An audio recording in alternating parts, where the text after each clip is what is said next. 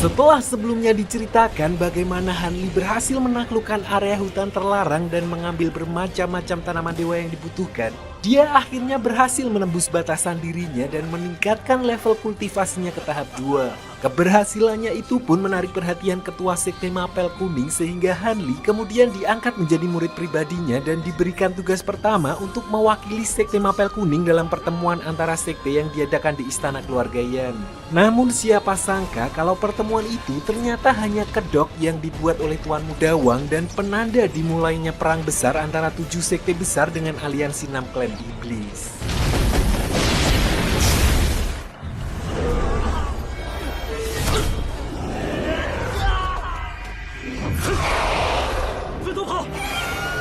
Untungnya Hanli masih berhasil lolos dari jebakan itu. Bahkan saat berhadapan dengannya, Hanli bisa membuatnya mundur dengan menggunakan bom beracun dari monster yang dia kalahkan di hutan terlarang. Meskipun dia juga harus terluka parah akibat pertarungan tersebut.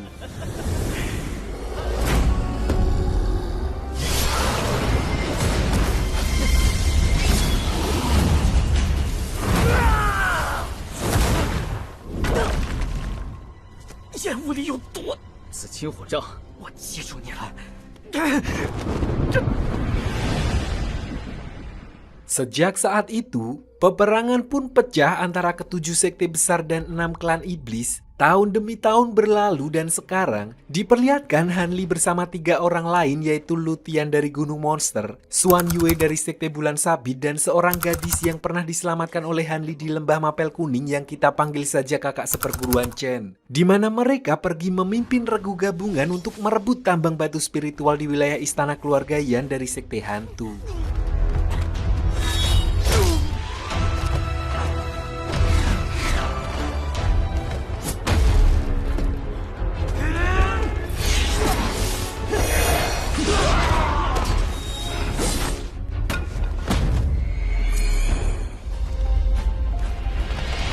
Namun setelah mereka berhasil merebut tambang itu, Hanli merasa seperti ada sesuatu yang janggal karena rekannya dari Gunung Monster dan sekte Bulan Sabit yang seharusnya menjadi penanggung jawab tim tidak terlihat seperti benar-benar serius menjaga tempat tersebut. Di mana Hanli pun mengutarakan hal itu kepada kakak seperguruan Chen dan berkata kalau dia akan melakukan patroli untuk berjaga-jaga.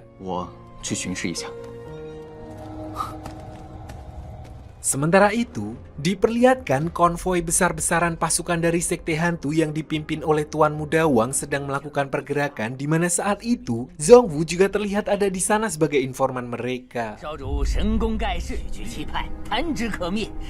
Usut punya usut, meskipun Tuan Mudawang berhasil menguasai Istana Keluarga Yan, namun ayahnya ternyata kecewa dan menganggapnya telah gagal melakukan tugasnya karena ada satu orang yang berhasil lolos. Selain itu, dia juga pulang dengan kondisi terluka parah sehingga ayahnya kemudian memerintahkannya untuk tetap berada di belakang pasukan utama sebagai regu pendukung sampai dia bisa meningkatkan kekuatannya. Karena itulah selama perang berlangsung, dia selalu mencari keberadaan Hanli yang dia tahu bernama Li Feiyu.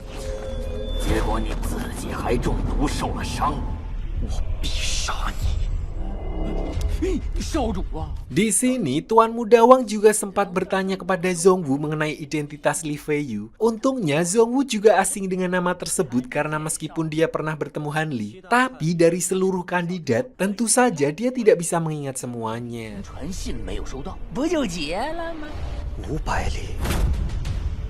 Meskipun begitu, Zhongwu menginformasikan kalau tambang batu spiritual Istana Keluarga Yan sudah beberapa hari tidak mengirim pesanan rutin dan curiga kalau sedang terjadi sesuatu di sana. Kebetulan tambang itu berada di wilayah perbatasan 7 sekte besar sehingga mungkin mereka bisa menemukan petunjuk keberadaan Li Feiyu di tempat itu.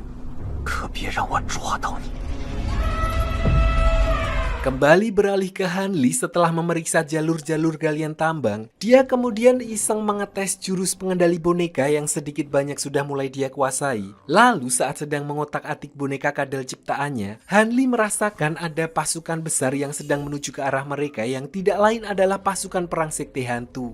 Mengetahui hal itu, dia pun bergegas memberi sinyal peringatan kepada orang-orang di tambang agar segera bersiap menghadapi serangan.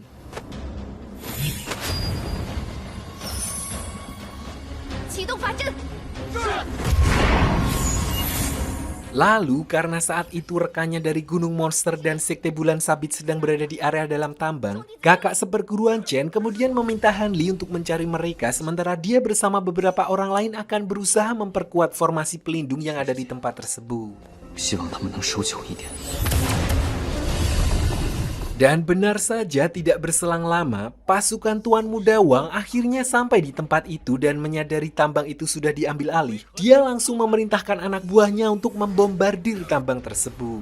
Tidak berhenti sampai di situ, dia bahkan sampai menurunkan anggota dari resimen klan api yang kekuatan serangannya setara dengan daya hancur seorang kultivator tahap 3.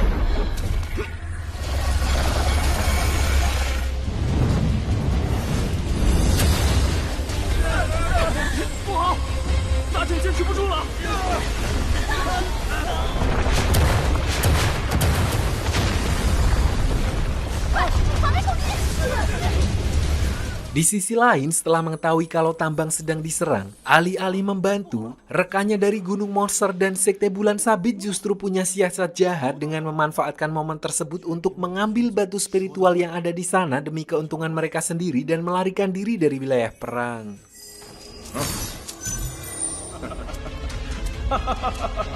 Tanpa mereka sadari, Han Li ternyata sudah memantau gerak-gerik mereka saat itu di mana dia langsung bisa tahu kalau mereka berdua memiliki niat buruk satu sama lain. Namun untuk memastikan keadaannya, Han Li memilih untuk tetap bersembunyi dan tidak gegabah mengambil tindakan.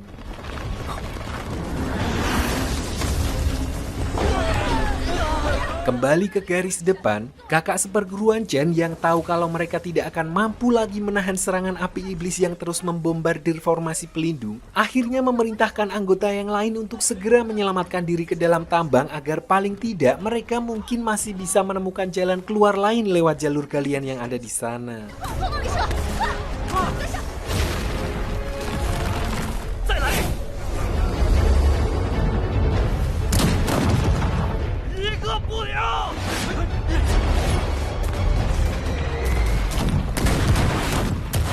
Dan segera setelah perisai itu berhasil dihancurkan, Tuan Muda Wang langsung memerintahkan seluruh pasukannya untuk menyerbu tempat tersebut. Untungnya saat itu kakak seperguruan Chen lebih dulu menghancurkan jalan masuk ke dalam tambang sehingga memberi mereka cukup waktu untuk menyelamatkan diri.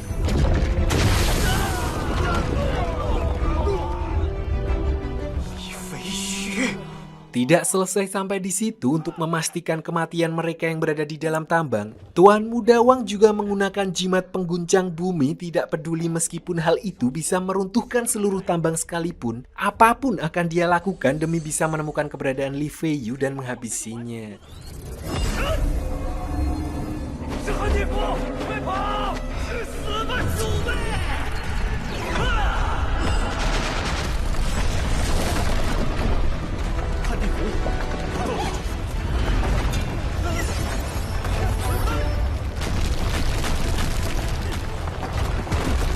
Untungnya saat itu Han Li dan yang lainnya sudah masuk lebih dalam ke sisi area tambang yang lain sehingga mereka masih bisa terselamatkan dan justru lebih sulit untuk dikejar karena jalan masuk ke dalam terowongan kini sudah tertimbun karena ulah Tuan Muda Wang sendiri. Meskipun begitu, jimat pengguncang tersebut juga mengubah kondisi di dalam tambang sehingga Han Li dan yang lainnya harus mencari jalan keluar lain dari tambang tersebut.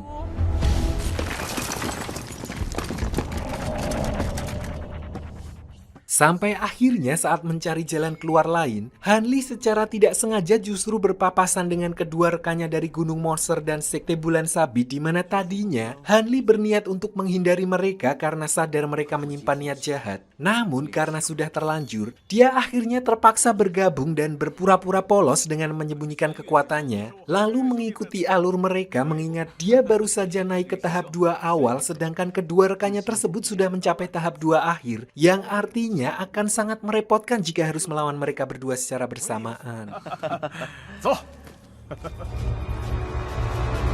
Lalu saat mereka sedang menelusuri jalan, tiba-tiba terdengar suara teriakan dari ujung lorong dan tanpa pikir panjang mereka pun langsung mendatangi tempat itu untuk mencari sumber suara tersebut. Sialnya, tempat itu ternyata adalah sarang monster laba-laba giok putih, monster spiritual level 4 yang marah karena seseorang telah memasuki wilayahnya.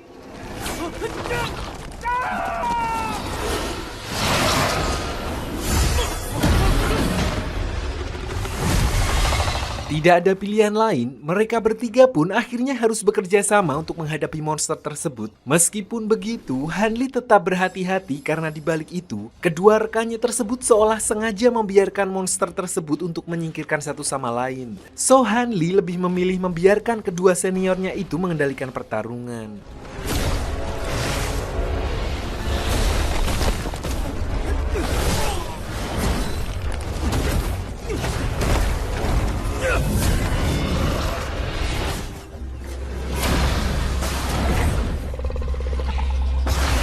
Jadi meskipun mereka semua di pihak yang sama, namun ketika sifat dasar manusia yaitu tamak mulai terlintas untuk mengambil semua batu spiritual yang telah mereka kumpulkan, sedikit saja percikan akan membuat perpecahan di antara mereka.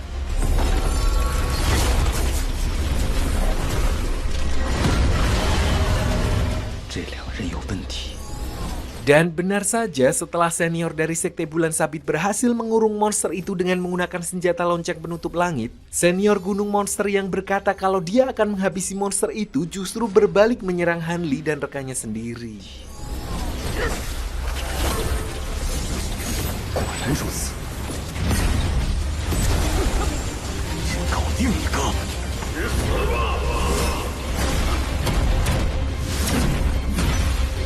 Untungnya Hanli sudah lebih dulu membaca situasi sehingga berhasil menyelamatkan diri dari serangan itu dan membiarkan mereka berdua untuk saling bertarung sampai senior gunung monster yang lengah akhirnya tewas oleh monster laba-laba yang sengaja dilepaskan oleh senior Sekte Bulan Sabit.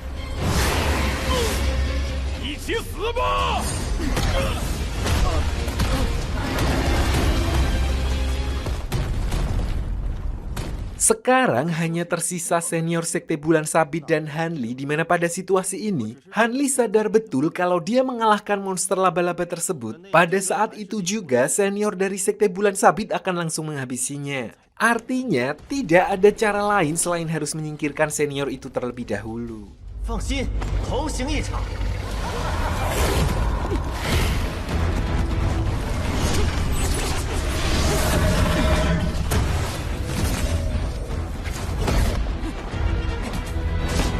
Untungnya, Hanli masih punya beberapa trik, yaitu dengan mengalihkan perhatian laba-laba tersebut menggunakan bonekanya sehingga dia bisa fokus menemukan senior Sekte Bulan Sabit yang bersembunyi. Dan setelah berhasil menemukan lokasi seniornya, dia langsung menyerangnya meskipun kekuatan spiritualnya masih berada di bawahnya. Tanpa senior itu sadari, serangan-serangan tersebut hanyalah umpan karena Hanli sengaja melakukan hal itu agar seniornya menurunkan kewaspadaannya. Dan begitu dia lengah,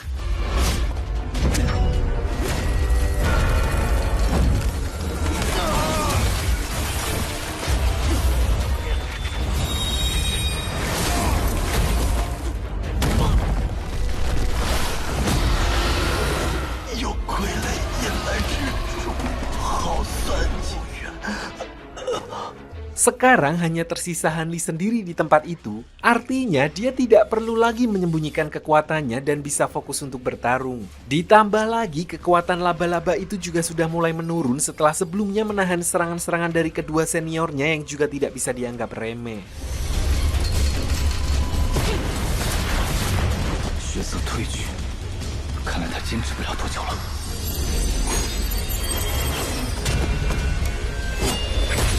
Menyadari hal itu, Hanli pun tidak membuang-buang waktu lagi dan langsung mengeluarkan pedang Qingyuan miliknya untuk menyerang tepat ke arah kepala laba-laba tersebut. Dengan begitu, laba-laba itu pun akhirnya bisa dikalahkan dan kembali ke wujud asalnya, yaitu monster laba-laba giok putih.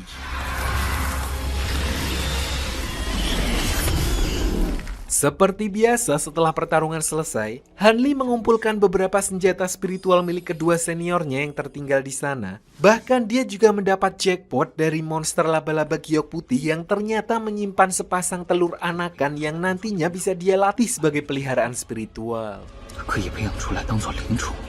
Lalu saat sedang menyusuri gua tersebut, Hanli juga menemukan formasi kuno yang belum pernah dia lihat sebelumnya yang kemungkinan laba-laba yang dia kalahkan sebelumnya sengaja ditaruh di sana untuk melindungi formasi itu. Di sana dia juga menemukan jasad tengkorak yang masih menyimpan beberapa benda aneh yang sepertinya berharga. So Hanli pun sengaja meninggalkan tanda dan menyembunyikan tempat itu, siapa tahu nanti akan bisa berguna. 可修好，倒是可以留着作为后路，留个标记吧。 你是蜥蜴，不是狗。 Singkat cerita, di tengah perjalanan keluar, salah satu bonekanya juga menemukan kakak seperguruan Chen yang saat itu masih tertimbun reruntuhan. Untungnya saat itu dia masih bisa diselamatkan sehingga Hanli pun membawanya pergi dari tempat tersebut. Lalu melihat kondisi kakak Chen yang masih agak lemes, Hanli sempat memberikan beberapa pil obat dan memintanya untuk mengatur pernafasan agar kondisinya bisa segera pulih. Namun yang tidak diketahui olehnya, Hanli sebenarnya sudah mencampurkan pil penghilang ingatan agar kakak Chen tidak mempertanyakan hilangnya kedua senior dari Sekte Gunung Monster dan Sekte Bulan Sabit yang telah dia habisi. 样子没有全部集结来。 Hanli terpaksa melakukan hal itu tidak lain adalah untuk menjaga kerahasiaannya agar tidak terlalu mencolok di antara anggota aliansi 7 sekte besar. So setelah memastikan kalau obat itu bekerja, Hanli kemudian meninggalkan kakak seperguruan Chen di tempat aman dan melanjutkan perjalanannya kembali ke sekte dan mengarang cerita seolah kedua seniornya melarikan diri. 这次所得甚否，突破到筑基中期，局势未明，还是得谨慎为上。 Singkat cerita, 1 tahun berlalu sejak penyerangan di area tambang batu spiritual. Sampai di sini, tidak ada yang curiga sedikit pun tentang hilangnya kedua senior dari Sekte Gunung Monster dan Sekte Bulan Sabit dan diperlihatkan Hanli yang kini berada di wilayah garis depan pertahanan aliansi 7 sekte besar.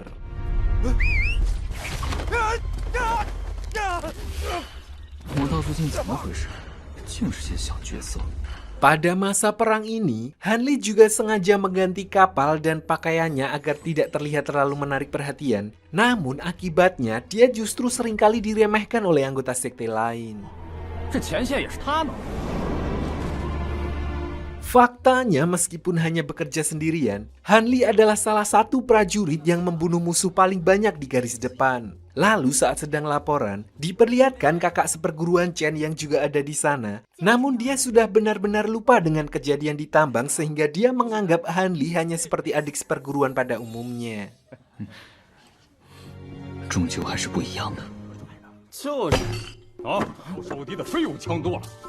Sejak naik ke tahap 2 dan menjadi murid langsung dari ketua sekte, Hanli juga memiliki beberapa kakak seperguruan lain murid utama sekte yang masing-masing diantaranya adalah Song Meng dan yang lainnya biar gampang kita panggil saja kakak pertama, kedua, dan ketiga yang cewek. 好了好了，韩师弟，快点。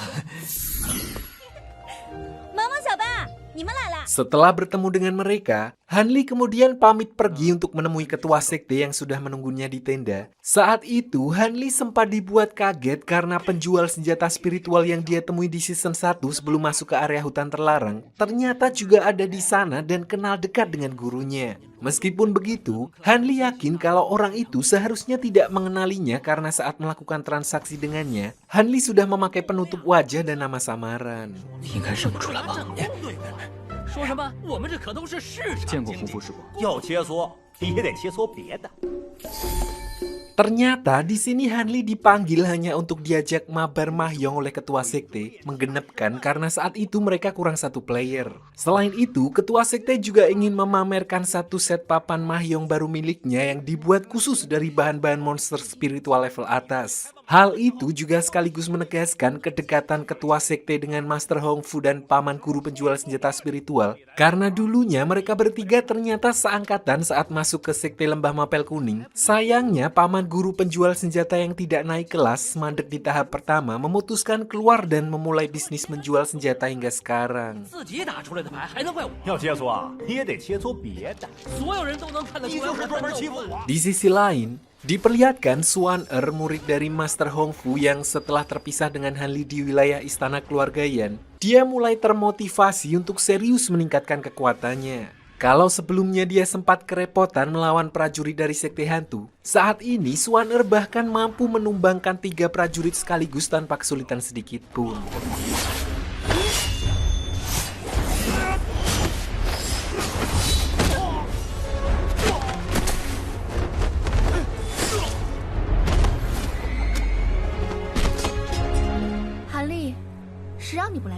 Sialnya, setelah berhasil mengalahkan 3 prajurit dari sekte sesat, dia justru tidak sengaja bertemu dengan rombongan Tuan Muda Wang yang langsung merasakan keberadaannya meskipun saat itu Swaner sudah bersembunyi dan alhasil dia pun akhirnya ditangkap olehnya.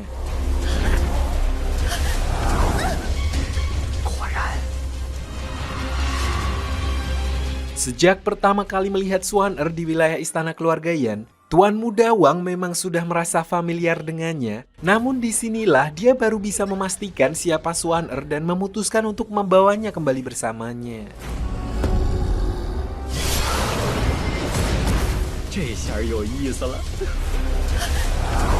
Kabar mengenai penculikan Swaner pun kemudian sampai ke telinga Master Hongfu yang membuatnya langsung mundur dari garis depan untuk mengurus masalah itu seolah itu adalah prioritas utamanya.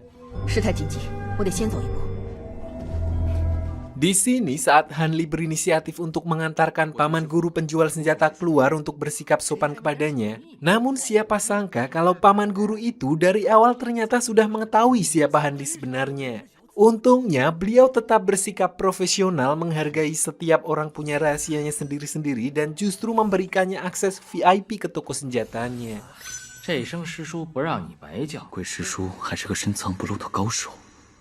Sampai di sini, ketua sekte yang menduga peperangan akan berlangsung lama, dia kemudian memberikan tugas khusus kepada Hanli untuk pergi ke sebuah kota, di mana Hanli diminta untuk memastikan keselamatan sebuah keluarga manusia biasa yang merupakan keturunan dari kerabat dekat ketua sekte. Dia khawatir kalau peperangan akan berdampak ke sana sehingga meminta Hanli untuk pergi dan memantau situasi di tempat tersebut. Masalahnya, tabu bagi seorang kultivator abadi untuk ikut campur dalam permasalahan yang terjadi di dunia fana. Karena itu, Hanli diminta untuk pergi secara diam-diam dengan menumpang di kapal sekte bulan sabit yang kebetulan punya tujuan yang searah ke kota tersebut.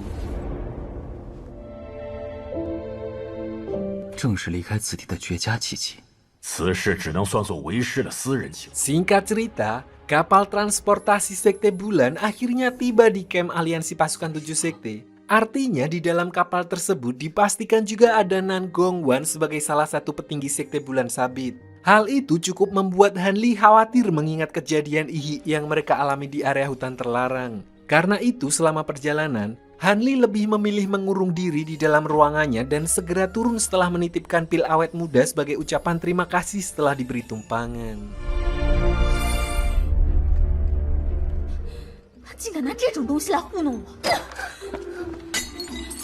Sebelum ke kota tujuan, di sini dia lebih dulu mampir ke kota sebelah tempat di mana ahli formasi spiritual berada untuk menanyakan apakah dia sudah menyempurnakan segel 5 elemen pesanannya. Namun begitu sampai di sana, tempat itu ternyata sedang tutup. Oleh karena itu, Hanli iseng mendatangi pusat lelang senjata spiritual kalau-kalau ada barang yang bisa memaksimalkan kemampuannya yang dijual di tempat itu. 350令师，350令师，80令师，没想到这店铺下也有80令师第3次。 Di sana, Hanli hanya memantau jalannya pelelangan meskipun sebenarnya dia bisa saja memborong barang yang dilelang karena dia punya banyak batu spiritual yang diambil dari kedua rekannya di tambang sebelumnya. Lalu ketika barang terakhir muncul, Hanli dibuat kaget karena barang yang dilelang adalah rumput milenium, tanaman obat langka yang dulu dia tukarkan dengan formasi 5 elemen dari toko milik si ahli besi. 当年我交易给万瓦罗的那株青木。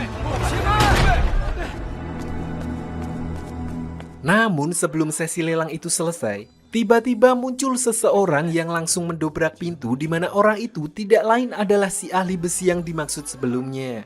Kedatangannya saat itu tidak lain adalah untuk membeli langsung tanaman tersebut tanpa mengikuti proses lelang karena dia mengaku sangat membutuhkannya. Bahkan saking putus asanya, dia bersedia untuk menukarkan 2 buah segel formasi tingkat tinggi dengan tanaman tersebut. 与敬德此物的前辈较起，肥羊吗？可不就是肥羊？这两人有问题。Sialnya, aksi tersebut justru memancing niat jahat dari beberapa orang yang menyadari kalau si ahli besi ternyata memiliki formasi spiritual yang nilainya sangat mahal. Di mana diperlihatkan setelah kembali dari tempat lelang, dia langsung diserang oleh dua orang tidak dikenal yang berniat untuk merampoknya. Untungnya, Hanli sudah menduga hal itu sehingga dia muncul di saat yang tepat untuk menyelamatkannya.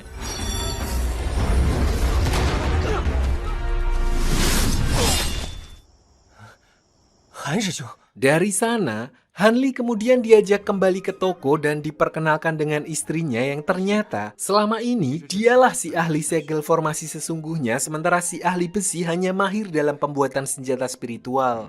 Oleh karena itu, karena kondisi kesehatan istrinya sudah agak membaik, segel formasi 5 elemennya pun sudah selesai disempurnakan. 高阶材料深度。就经常听吉大哥说起您，如因去泡茶。 Namun tujuan kedatangan Hanli sebenarnya bukan cuma itu, melainkan dia ingin meminta tolong kepada mereka berdua untuk mengidentifikasi sebuah formasi kuno yang dia temukan di gua tambang, di mana ternyata formasi tersebut adalah segel teleportasi kuno yang bisa membuat penggunanya berpindah tempat dengan jarak yang sangat jauh secara instan. 这传说中的古传送阵，灵力传输，增幅。 Namun, segel yang dibawa Hanli sudah sangat tua dan rusak. Takutnya untuk memperbaikinya akan terlalu banyak menghabiskan sumber daya berkualitas tinggi dan membutuhkan waktu yang lama. 折成灵石可不是个小数目。无妨。 Mendengar hal itu, Hanli sama sekali tidak keberatan dengan berapapun ongkos dan bahan yang dibutuhkan. Yang penting segel tersebut masih bisa diperbaiki. Selain itu, Hanli juga akan memberikan tanaman rumput milenium yang masih dia simpan jika mereka bersedia untuk memperbaikinya. 嫣儿，你的病有救了，韩前辈，韩前辈大恩大德。 Namun, meskipun dengan semua penawaran yang diberikan Hanli, perempuan itu ternyata masih tetap ragu mengingat saat ini masih dalam masa perang. Takutnya jika keberadaan segel teleportasi itu sampai diketahui orang lain, hal itu justru akan menimbulkan bahaya bagi mereka. 还得打消他的疑虑才是。 Mendengar hal itu, Hanli menyadari kalau mereka berdua mungkin takut dikhianati olehnya dan justru dihabisi setelah memperbaiki benda itu untuk menghilangkan saksi, mengingat segel tersebut adalah benda pusaka kuno yang sangat diinginkan oleh banyak orang. Karena itu, Hanli kemudian berusaha meyakinkan mereka berdua kalau tujuannya memperbaiki segel teleportasi itu justru adalah untuk menghindari peperangan dan bahkan menawarkan kepada mereka untuk ikut bersamanya. 我找了多久吗？ 也切勿失了信心才是。 治好如印的方法。 Setelah mendengar penjelasan Hanli, si ahli besi pun akhirnya mengerti dan berusaha meyakinkan istrinya agar bersedia membantu Hanli. Lagi pula jika segel tersebut berhasil diperbaiki, mungkin mereka akan menemukan cara untuk menyembuhkan penyakit istrinya secara total. 治好如印的方法。韩立就拜托二位了。 Setelah berhasil meyakinkan mereka berdua, Hanli kemudian melanjutkan perjalanannya ke ibu kota wilayah manusia Fana, di mana dia sempat berpapasan dengan seorang kakek dan cucunya yang merupakan kultivator mandiri dan diperlihatkan ketika sadar di hadapannya adalah seorang kultivator dari 7 sekte besar. Kakek itu langsung ketakutan karena bisa dibilang di dunia kultivasi hanya ada hukum alam yang artinya nyawanya bergantung kepada mood kultivator yang memiliki kekuatan di atasnya. 你怎么这么慢啊？ 这是700的，我们快走，此地不可。 Di sini, Hanli lalu menuju kediaman keluarga Jin seperti yang diperintahkan oleh ketua sekte. Namun karena keluarga Jin adalah keluarga pejabat kerajaan yang kaya raya, Hanli sempat dianggap remeh oleh penjaga tempat itu karena penampilannya yang biasa saja. Sampai Hanli mengeluarkan surat yang dikhususkan untuk kepala keluarga Jin, barulah si penjaga itu langsung memperlakukan Hanli seperti tamu yang dihormati. 稍等，马上就去通报啊！ Singkat cerita, Hanli lalu bertemu dengan kepala keluarga Jin yang tidak lain adalah Cicit atau generasi keempat dari kakak seperguruan ketua sekte dulu. Hanli memberitahu kalau tujuannya diperintahkan datang ke tempat itu tidak lain adalah untuk melindungi keluarga tersebut dari bencana yang akan datang. 其恕此，谨言全家性命，就仰仗韩先师了。我就说，金先生请起，师门所托。 Singkat cerita, malam harinya, diperlihatkan kakek dan cucunya yang sebelumnya sempat berpapasan dengan Hanli di gerbang kota. Saat mereka sedang berjalan melewati sebuah gang sepi, tiba-tiba mereka dihadang oleh siluman iblis yang langsung menyerang. 咱们呀，就爷爷，翠儿，别说话，快跑，躲起来！爷爷，快呀！ Tidak punya pilihan lain, si kakek pun kemudian berusaha untuk melawan makhluk tersebut dan meminta cucunya untuk bersembunyi. Namun karena tingkat kultivasinya masih rendah, dia tidak mampu bertahan sampai akhirnya diseret dan dibawa pergi dari tempat tersebut.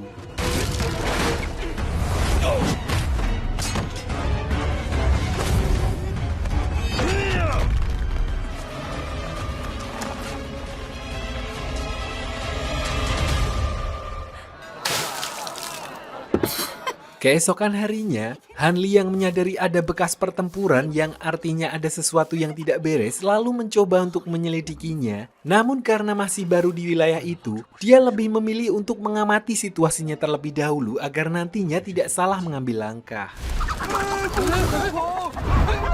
哪儿来的破落户？冒失鬼！这位兄弟，没事吧？ Tidak berselang lama, lalu muncul 4 kultivator mandiri yang menamai diri mereka 5 sekawan dari Mengsan, di mana kedatangan mereka adalah untuk menghilangkan bekas jejak pertarungan semalam. 走。哦，远没有看上去那么平静。 Setelah mengamati orang-orang itu, Hanli lalu didatangi oleh Xiao Cui-er, cucu dari kakek yang semalam diserang oleh siluman. Saat itu dia meminta bantuan Hanli karena di kota itu dia tidak punya siapa-siapa lagi dan tidak tahu harus minta tolong kepada siapa. Cui-er menjelaskan kalau beberapa waktu belakangan ini ada banyak kultivator bebas yang menghilang secara misterius termasuk beberapa kakak dan sekarang kakeknya. Jadi karena udah mentok, meskipun tidak kenal siapa Hanli sebelumnya, Cui-er tetap mendatanginya sambil memberikan sebuah lembaran jurus khas keluarganya sebagai imbalan agar Hanli bersedia membantunya menemukan kakeknya. 怎么找到我的？等我消息。袭击者形似妖兽，今天还是早点回去吧。 Lalu, untuk mengetahui lebih dalam mengenai situasi di kota tersebut, Hanli lalu pergi bersama dengan kepala keluarga Jin untuk menghadiri sebuah perjamuan yang diselenggarakan oleh kerajaan. Di mana saat bertemu dengan pengurus kerajaan, dia merasakan ada gelombang yang aneh karena alih-alih memiliki aura seperti seorang kultivator, dia justru memiliki aura seperti monster siluman. 但毫无管事，好生诡异的灵力波动。 Singkat cerita, acara perjamuan pun dimulai di mana para tamu semua berkumpul di aula utama untuk menyambut sang raja yang baru saja sembuh dari sakit. Selain para anggota keluarga tersohor, beliau juga mengundang seorang dewa guru yang merupakan seorang kultivator untuk menunjukkan kemampuannya.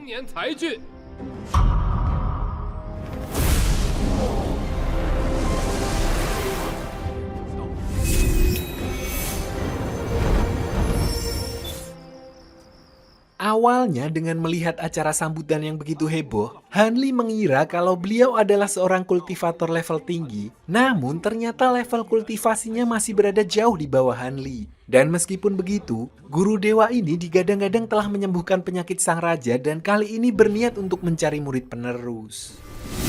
这是好生诡异的灵力波动。你看。 Karena itu, beliau lalu mengadakan semacam seleksi bakat kepada para pemuda dari keluarga yang diundang dan nantinya siapapun yang dinilai memiliki akar kultivasi akan diangkat menjadi muridnya bersama dengan pangeran muda. Di sisi lain, Hanli kemudian memilih untuk melipir dan memeriksa tempat tersebut. Namun tidak disangka, di sini dia kembali bertemu dengan Mo Huan, anak bungsu tabib Mo yang terlihat jauh lebih dewasa dan sedang mengintai pengurus kerajaan yang sedang berbicara dengan pangeran muda. 大哥，你怎么在这里啊？ Melihat kemunculan Hanli, Mo Huan lalu menjelaskan kalau dia sebenarnya sedang mengintai mereka untuk membalaskan dendam keluarganya karena orang yang telah menghabisi seluruh keluarganya ternyata adalah si pengurus kerajaan. Mendengar hal itu, Hanli pun kemudian memperingatkannya untuk tidak sembarangan bertindak karena mereka adalah orang yang berbahaya. Lalu untuk menenangkannya, Hanli berkata kalau dia akan mengurus hal itu karena dia menduga kalau orang itu juga ada hubungannya dengan sekte iblis dan sebuah kasus besar yang sedang dia selidiki. 此符会自行激发。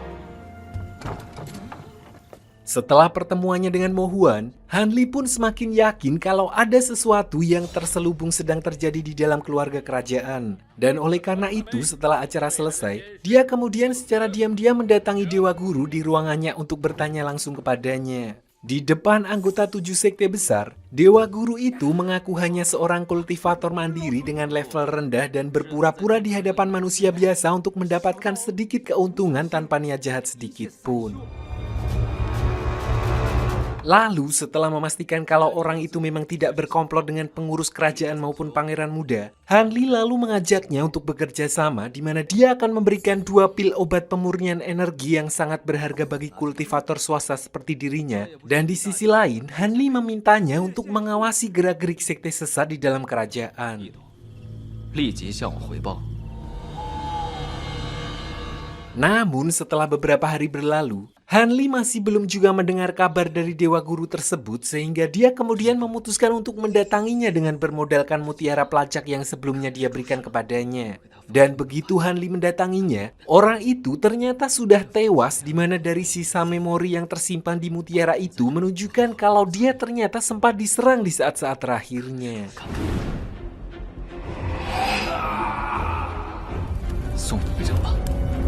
Gerak-gerik Han Li ternyata juga diperhatikan oleh 5 sekawan Meng San yang bersembunyi di balik semak di mana hanya dengan melihatnya saja, mereka langsung bisa merasakan kalau level kultivasi Han Li berada jauh di atas mereka. Karena itu, mereka lebih memilih untuk bersembunyi dan menunggu sampai Han Li pergi meninggalkan tempat tersebut. Tapi mereka tidak menyadari kalau sebenarnya dari awal Han Li juga sudah mengetahui keberadaan mereka dan sengaja berpura-pura pergi dari tempat tersebut untuk mengecoh mereka. Dan begitu mereka menampakkan diri, Han Li langsung kembali dan meringkus mereka berempat untuk diinterogasi. 各位，想去哪儿啊？要不要本座送你们一程？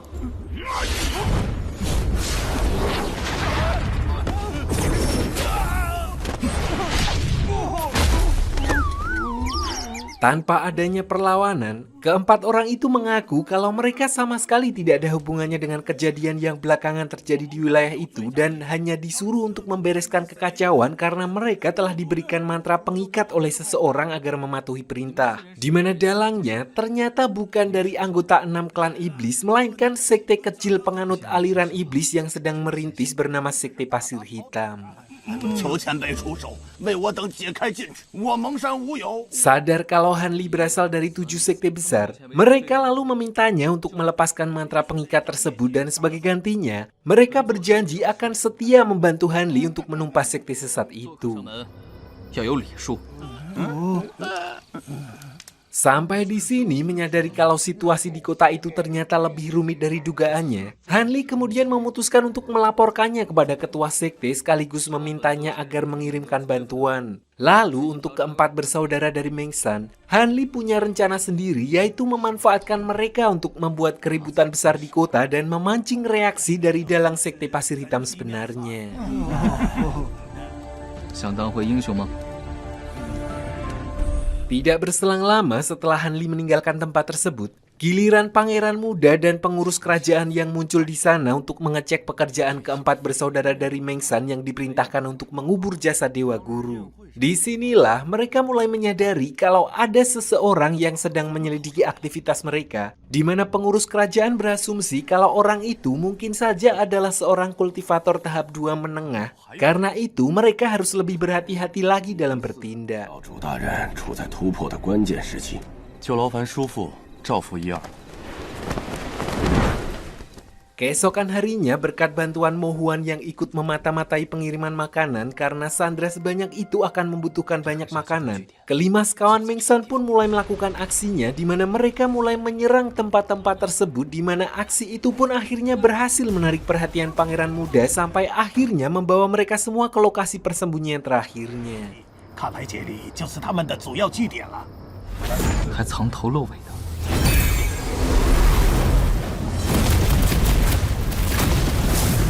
Di Tanpa buang waktu, Hanli langsung menghantam segel formasi yang melindungi tempat tersebut di mana ternyata bangunan itu hanyalah merupakan jebakan yang dipersiapkan oleh pangeran muda karena dia sudah bersiap dengan anggotanya dan salah satu dari 4 pengawal darah atau 4 ajudan tertinggi dalam struktur sekte pasir hitam yang kita panggil saja iblis banteng. 抓活的！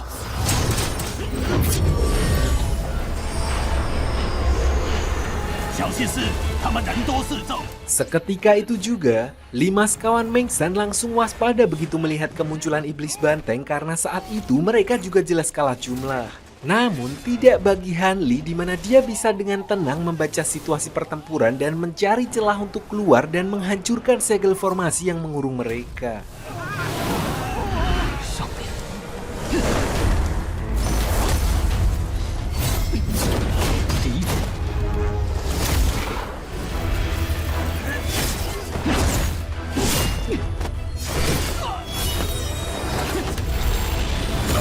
Iblis banteng yang menyadari level kultivasi Hanli berada di atasnya. Umumnya ketika berhadapan dengan kultivator yang memiliki level di atasnya, orang biasa akan langsung mundur. Namun iblis banteng justru memutuskan untuk benar-benar serius meladeninya di mana dia meminta waktu untuk bertransformasi dan menyuruh pangeran muda dan pengurus kerajaan agar menahan mereka semampunya.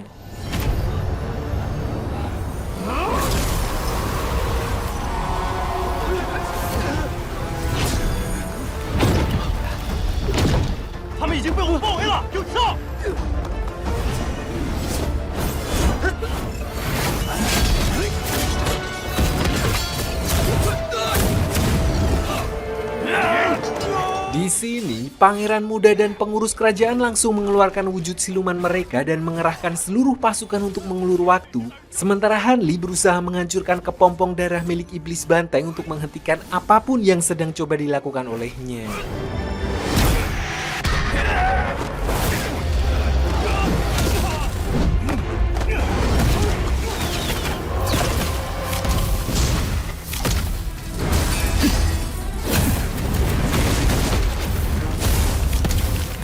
Berbagai cara sudah dicoba oleh Hanli untuk menghancurkan kepompong tersebut, mulai dari serangan jimat, boneka spiritual, sampai menggunakan berbagai teknik rukiah. Namun sayangnya tidak ada satupun yang berhasil. Sampai akhirnya menyadari kalau 5 sekawan Mengsan juga sedang kesulitan menghadapi pangeran muda dan pasukannya, Hanli memutuskan untuk mengurung kepompong itu terlebih dahulu, paling tidak sampai dia selesai membereskan pertarungan di bawah.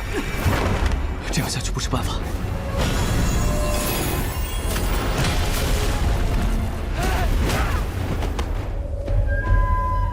Sadar kalau Hanli sudah mengalihkan fokusnya, pangeran muda sempat ketar-ketir dan meminta Hanli untuk tidak menyerangnya mengingat peraturan yang berlaku di aliansi 7 sekte besar untuk tidak menyerang keluarga kerajaan. Namun Hanli berkata kalau dia sama sekali tidak peduli dengan aturan tersebut dan langsung menyerang mereka.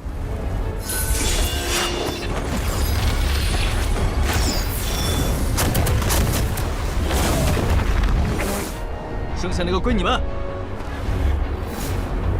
Lalu karena pengurus kerajaan berusaha melarikan diri, Hanli pun mengejarnya dan tetap saja, sekeras apapun pengurus kerajaan berusaha kabur, dia tetaplah bukan tandingan Hanli.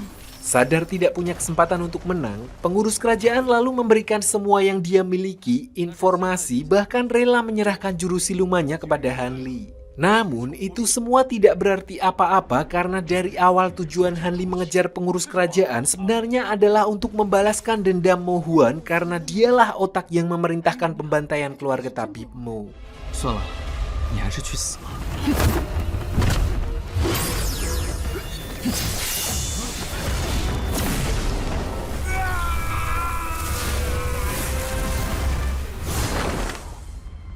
Di sisi lain, 5 sekawan Mengsan terlihat cukup kesulitan melawan pangeran muda dalam bentuk mode silumannya karena pada dasarnya mereka memang seorang kultivator swasta yang kekuatannya masih standar SNI. Untungnya Hanli segera muncul tepat sebelum pangeran muda mengulti mereka sehingga keadaan pun langsung berbalik di mana Hanli mampu menetralkan kekuatannya dan membuatnya kembali ke wujud manusia.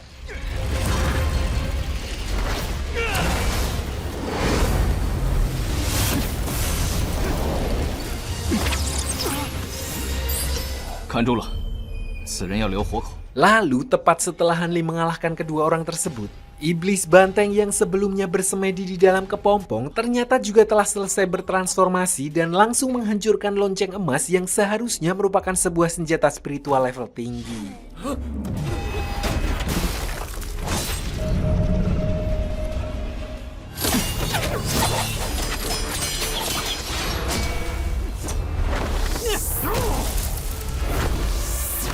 Jadi berbeda dengan kultivator biasa, anggota dari Sekte Pasir Hitam ini bisa meningkatkan kekuatannya secara drastis saat memasuki mode siluman. Semakin ngawur bentuknya, maka semakin besar juga kekuatannya. Hal itu terlihat ketika Hanli yang level kultivasinya berada sedikit di atas iblis banteng justru terlihat kesulitan melawan kekuatan fisiknya. Tidak hanya itu, berbagai senjata sihir dari Hanli juga seolah tidak mampu melukainya. Bahkan salah satu pedang spiritualnya justru dibuat hancur saat mereka beradu kekuatan.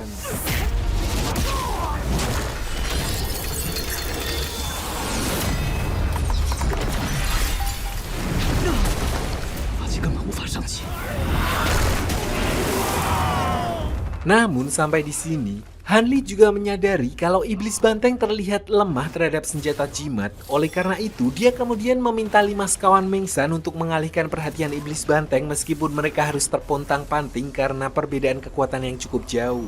Sementara di sisi lain, Hanli mempersiapkan jimat spiritual milik senior gunung monster yang sebelumnya dipakai saat melawan laba-laba giok putih di tambang.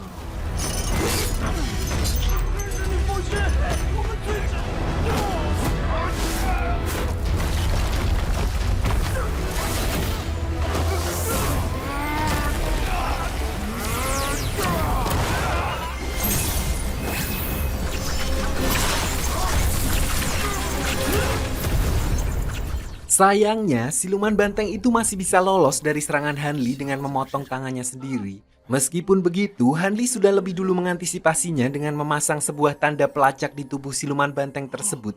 Artinya, Hanli tidak perlu capek-capek untuk mencari tempat persembunyian Sekte Pasir Hitam. Sementara pangeran muda yang berhasil ditangkap, Hanli kemudian menggunakan jurus penarik jiwa kepadanya untuk mencari informasi mengenai Sekte Pasir Hitam dari ingatannya.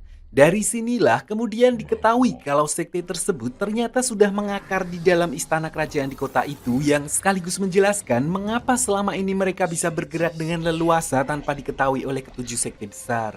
Namun sebelum Hanli bisa menggali informasi lebih dalam, pangeran muda ternyata lebih memilih untuk on goal dengan menggigit racun yang ada di mulutnya. 都是让蒙山无忧顶在前面。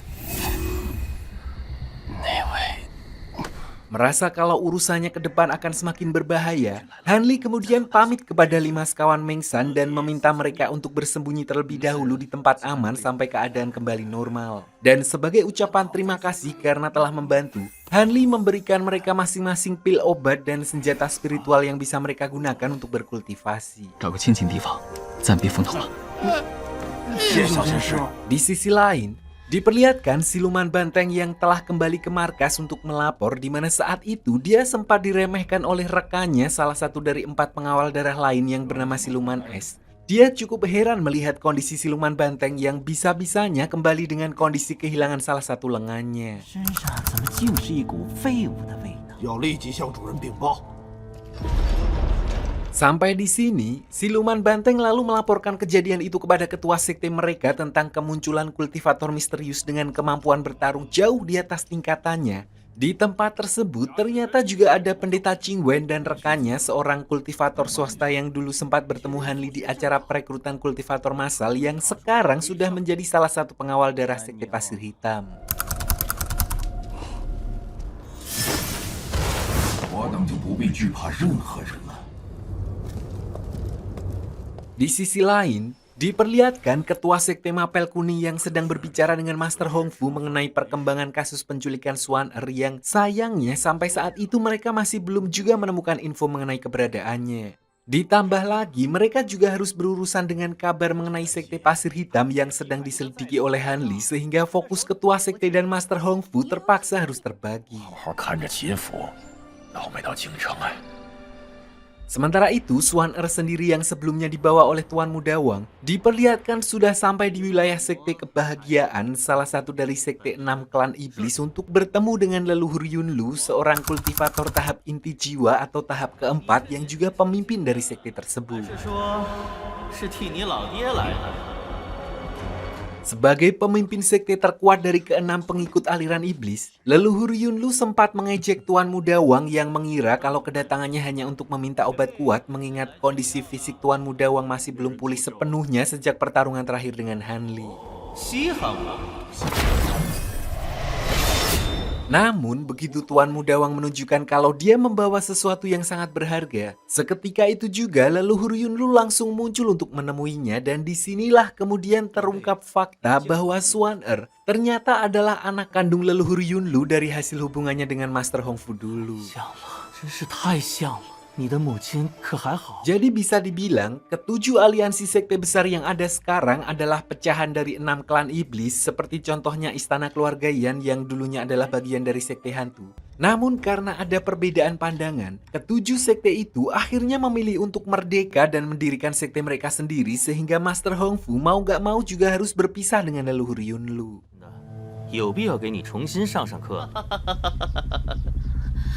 Tidak hanya itu, ketujuh sekte besar juga menggaungkan propaganda lewat lagu dan seni visual yang seolah menggambarkan kalau keenam klan tersebut sesat dan seolah ketujuh sekte besar ada di pihak yang benar.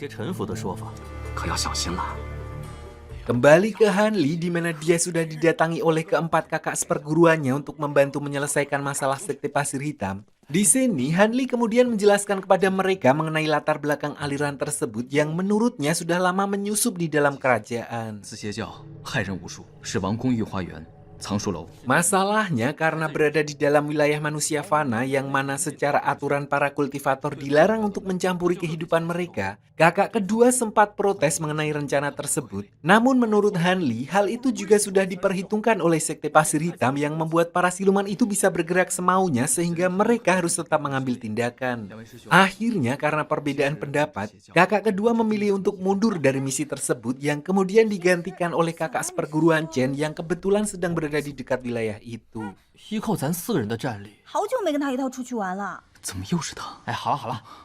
Lalu berhubung malam itu sedang diadakan festival kembang api di kota, mereka memutuskan untuk pergi jalan-jalan sambil melihat kehidupan yang jarang ada di dunia kultivator. Di sini, Mo Huan yang mendengar kabar kalau Han Li telah menghabisi pengurus raja untuk membalaskan dendamnya, dia sempat berusaha mencari Han Li untuk berterima kasih. Namun karena saat itu Han Li terlihat sedang jalan sama cewek yang tidak lain adalah kakak seperguruan Chen, Mo Huan jadi agak sungkan dan memutuskan untuk membatalkan niatnya.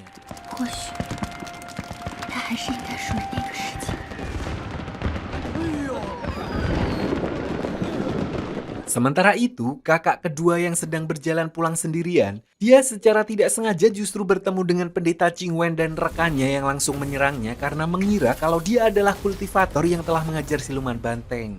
Kakak kedua pun sempat kena mental menyadari perbedaan kekuatan yang cukup besar di antara mereka dan sempat mengaku kalau dia bukanlah orang yang sedang mereka cari. Namun Qing Wen sama sekali tidak peduli dan tetap menyerangnya, dan meskipun sempat memberikan perlawanan, pada akhirnya kakak kedua tetap tumbang dan dibawa oleh Qing Wen untuk diserahkan kepada pemimpin mereka.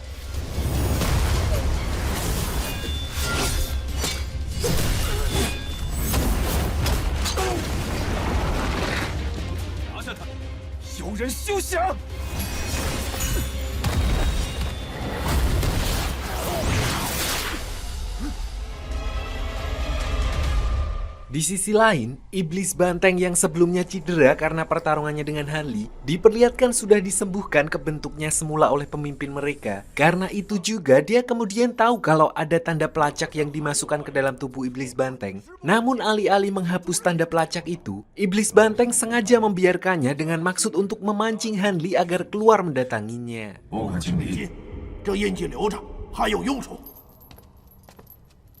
Berlanjut keesokan harinya, Han Li dan rekan-rekannya mulai menyusun rencana untuk menyerang sekte Pasir Hitam, di mana Han Li memberitahu mereka rute-rute di wilayah istana kerajaan dan lokasi kemungkinan tempat raja berada.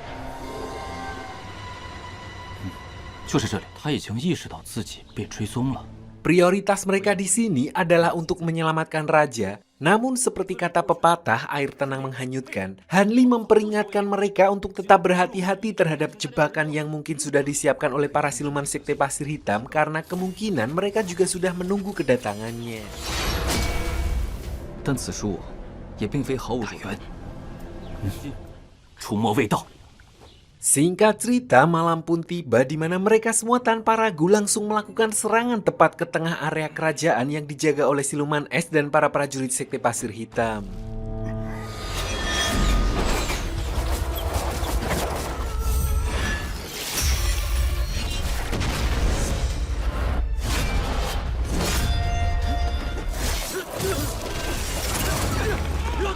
Tadinya, Hanli dan yang lainnya berniat untuk melakukan operasi senyap agar bisa menyingkirkan para iblis pengawal satu persatu. Sialnya, di tengah pertarungan, mereka tidak sengaja membuat sebuah ledakan besar yang otomatis menarik perhatian seisi istana.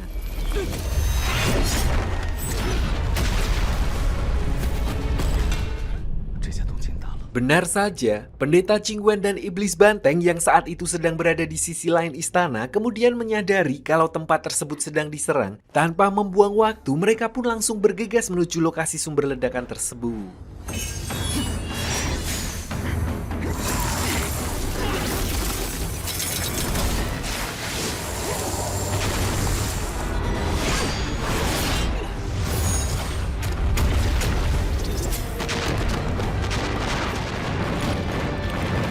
Sementara itu, Hanli dan rekan-rekannya yang menyadari kalau aksi mereka sudah ketahuan, kemudian langsung all-in mengeroyok siluman es agar dia bisa cepat segera disingkirkan. Paling tidak agar mereka tidak melawan keempat pengawal darah sekaligus. Namun tepat saat kakak pertama mengeluarkan ulti untuk menyingkirkan siluman es, tiba-tiba...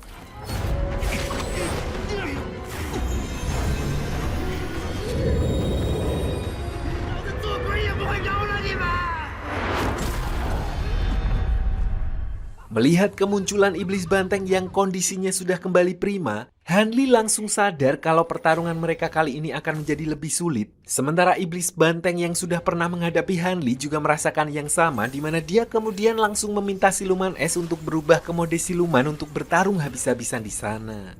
你礼貌吗？消化吧，他有些扎手。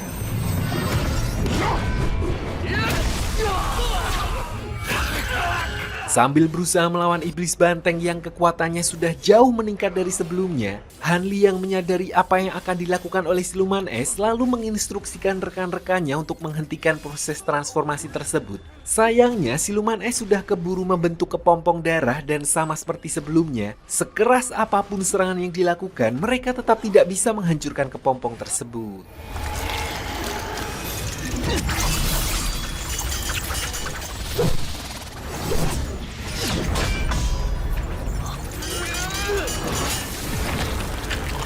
Di sisi lain, Hanli kembali berhadapan satu lawan satu melawan iblis banteng, di mana kali ini dia terlihat cukup kesulitan untuk menandingi serangan-serangannya. Bahkan Hanli sempat menerima pukulan telak dari iblis banteng yang membuatnya sampai terpojok.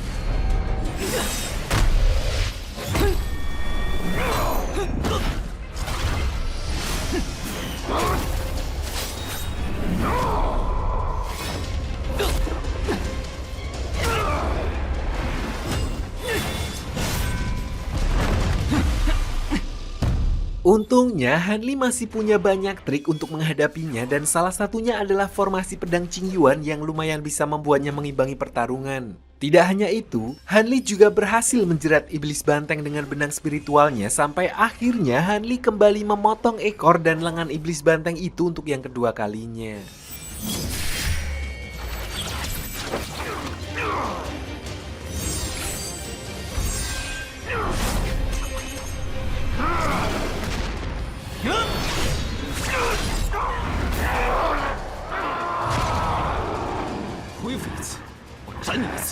Namun saat Hanli mengira kalau dia telah berhasil mengendalikan jalannya pertarungan, tanpa ada satupun dari mereka yang menyadari, Qingwen dan rekannya kemudian muncul di tempat itu untuk ikut bertarung.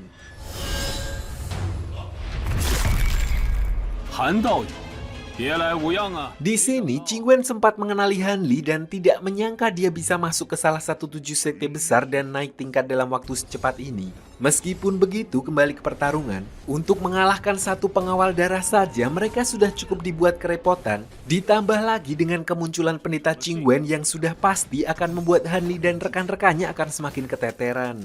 Hal itu terlihat ketika pendeta Qingwen mampu dengan sangat hebat mengendalikan akar spiritual tanamannya, dan itu pun dia juga masih belum menggunakan mode silumannya.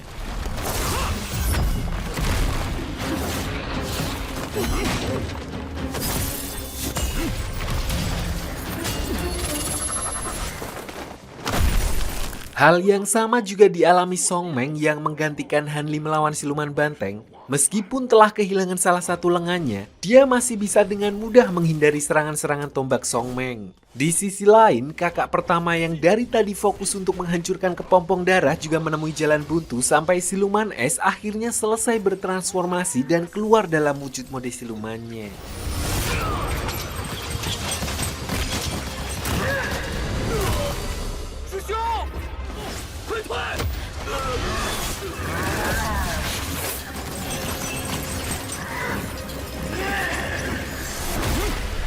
Melihat kedua kakak seperguruannya mulai terpojok, Han Li kemudian kembali menggunakan bom petir dan memaksa agar pendeta Qingwen bertransformasi untuk memberikan mereka waktu, di mana rencananya dia akan menghabisi siluman lain dengan cepat sebelum proses transformasi Qingwen selesai.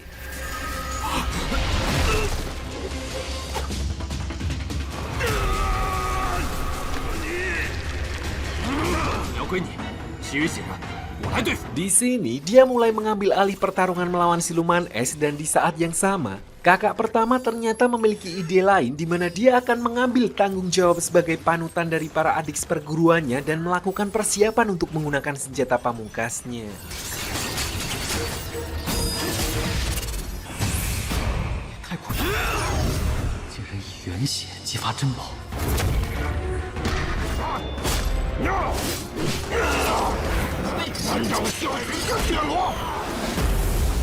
Kembali ke Han Li yang harus berhadapan dengan siluman es, meskipun pergerakannya sangat lincah, namun secara kekuatan, bisa dibilang dia adalah siluman paling lemah di antara 4 pengawal darah lain, ditambah lagi sifatnya yang melebih-lebihkan kekuatannya dan meremehkan musuh, sehingga ketika Han Li all-in menggunakan semua yang dia miliki, siluman es tidak bisa mengantisipasi hal itu dan harus tumbang di tempat tersebut.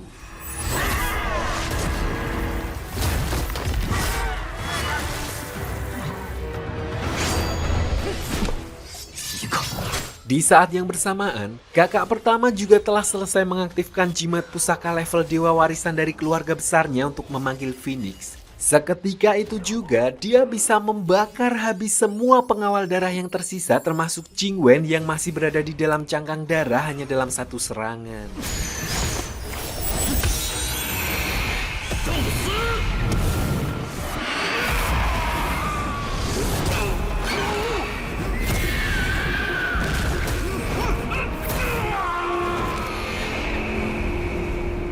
Setelah berhasil mengalahkan keempat pengawal darah, mereka kemudian masuk ke dalam istana kerajaan untuk memeriksa tempat tersebut, di mana mereka kemudian menemukan sebuah altar pengorbanan para kultivator yang digunakan para siluman itu untuk meningkatkan kekuatan mereka.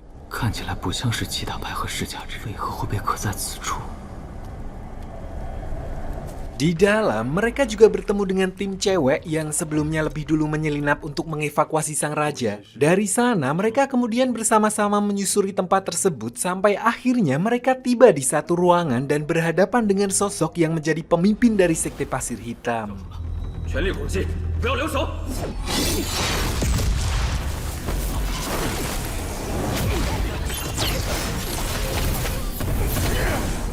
Di antara Han Li dan yang lainnya, orang itu justru dengan sengaja mengincar rekan kakak seperguruan Chen yang dari awal hanya ikut membantu dalam misi tersebut karena ternyata secara diam-diam dia telah memungut pil 5 elemen dari masing-masing jasad para pengawal darah tanpa ada yang menyadarinya.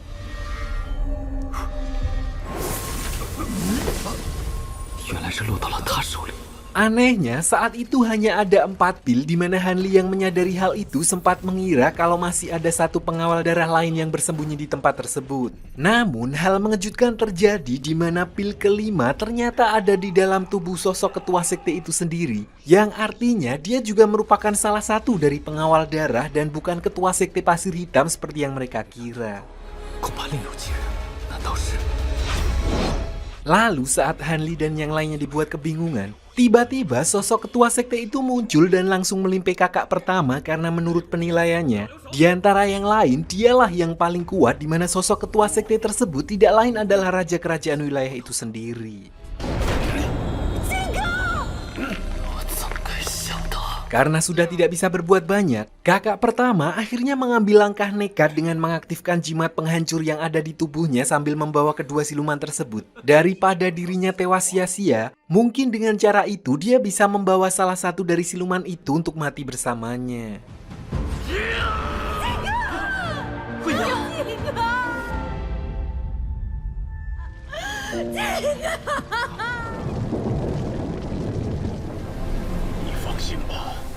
Sayangnya meskipun jimat penghancur itu mampu menciptakan ledakan besar dan menghancurkan hampir seluruh bangunan istana kerajaan, namun ketua sekte dan pengawal terakhirnya ternyata masih bisa selamat berkat kekuatan dari tubuh silumannya. Dan berhubung kedok sekte pasir hitam sudah diketahui oleh Hanli dan yang lainnya, artinya mereka semua harus segera dihabisi agar kabar tersebut tidak sampai kepada aliansi 7 sekte besar. So, sang pengawal terakhir pun mengorbankan dirinya sendiri untuk diserap kekuatan spiritualnya agar ketua sekte bisa mendapatkan kekuatan penuhnya untuk melawan Hanli dan yang lainnya.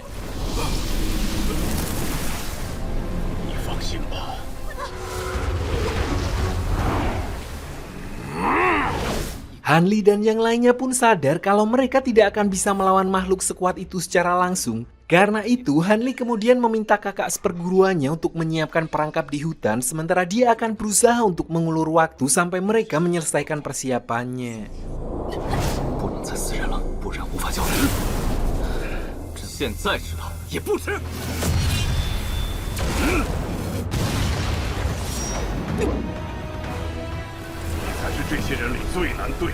Dan pertarungan 1 lawan 1 antara Hanli dan ketua sekte pun akhirnya terjadi di mana terlihat jelas dengan perbedaan tingkat kultivasi di antara mereka. Setiap serangan yang dilancarkan Hanli seolah tidak ada apa-apanya di hadapan ketua sekte pasir hitam yang sudah dalam mode siluman.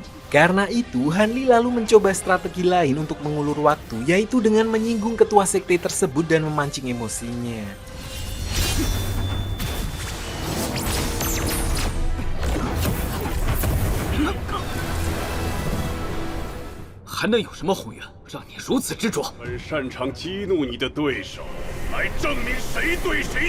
Di saat yang bersamaan, setelah kakak seperguruan Chen dan yang lainnya telah menyelesaikan persiapan mereka di area hutan, Hanli pun langsung menggiring ketua sekte pasir hitam ke tempat tersebut. Awalnya, ketua sekte mengira kalau segel formasi kecil yang dibuat Hanli dan rekan-rekannya adalah jebakan yang dibuat untuknya, sehingga dia kemudian menjaga jarak dan mencoba melakukan serangan dari jarak jauh. Namun, dia tidak menyadari kalau segel yang dibuat Hanli ternyata jauh lebih besar dari itu karena sejak pertama memasuki area hutan, dia sudah masuk ke dalam perangkap segel formasi terbalik yang sebenarnya.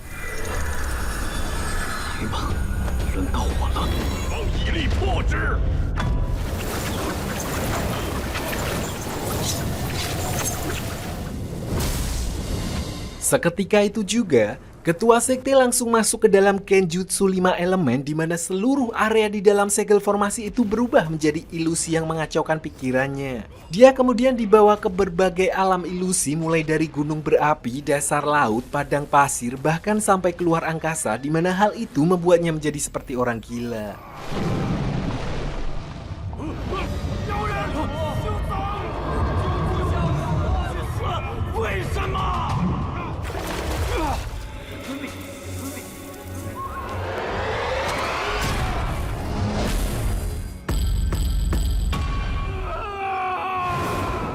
Meskipun begitu, segel formasi itu hanya mampu menahan Raja Siluman tanpa memberikan damage, sehingga mereka tetap harus melakukan serangan langsung untuk benar-benar mengalahkannya. Karena itu, Hanli dan yang lainnya kemudian menggabungkan kekuatan jimat pusaka mereka masing-masing dan melakukan serangan secara bersamaan ke arah ketua sekte tersebut.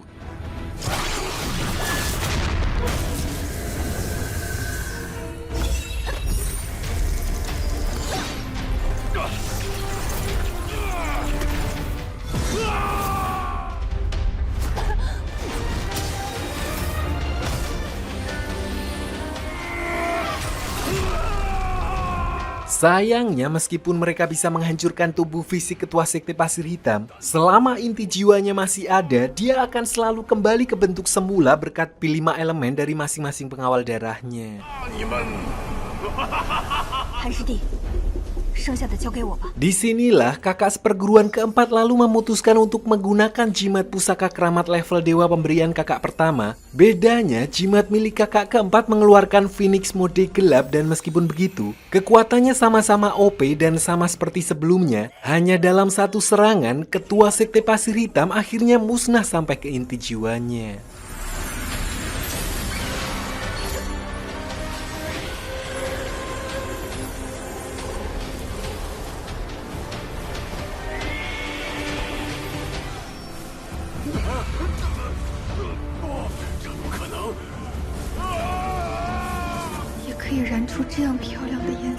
Seperti biasa, setelah berhasil mengalahkan lawan yang kuat, Hanli kembali mengumpulkan senjata dan benda-benda spiritual peninggalannya seperti P5 elemen dan beberapa barang lain. Tidak hanya itu, kakak seperguruan Songmeng juga memberikan sebuah kitab jurus siluman sekte pasir hitam yang dia temukan di tempat persembunyian raja. Namun Hanli diminta untuk tidak menyebarkannya karena mau bagaimanapun juga, jurus itu bisa menjadi berbahaya jika jatuh ke tangan yang salah. Setelah sekte pasir hitam berhasil dikalahkan, meskipun 4 dari 7 rekannya tewas menjadi korban dalam insiden tersebut, kondisi di wilayah itu pun kembali normal seperti biasa dan seolah tidak terjadi apa-apa di dunia manusia, di mana sang raja hanya dikabarkan meninggal karena sakit dan dengan mudahnya digantikan dengan raja lain. Sampai di sini, kakak seperguruan Chen dan yang lainnya kemudian juga pamit dan kembali berpisah setelah menyelesaikan tugas mereka, sementara Hanli alih-alih langsung kembali ke wilayah sekte lembah mapel kuning. Setelah mempelajari teknik yang dipakai sekte pasir hitam, dia mempunyai ide untuk mengaplikasikannya kepada Chuhun dan oleh karena itu, dia memutuskan untuk mampir ke kediaman Mo Huan di kota sebelah untuk mencari kemana Chuhun pergi.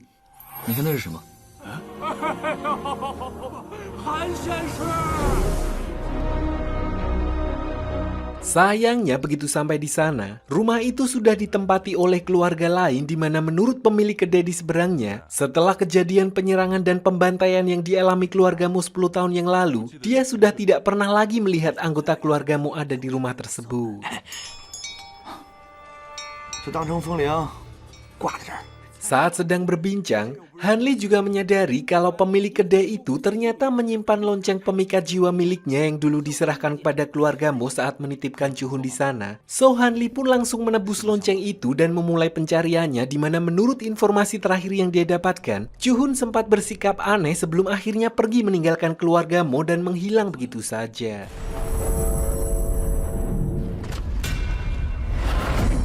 Setelah berkeliling ke sana kemari, lonceng itu akhirnya membawa Hanli ke sebuah sudut pasar di mana Chuhun, wadah tubuh boneka yang seharusnya sudah tidak mempunyai jiwa, justru terlihat beraktivitas seperti orang pada umumnya, bahkan memiliki keluarga.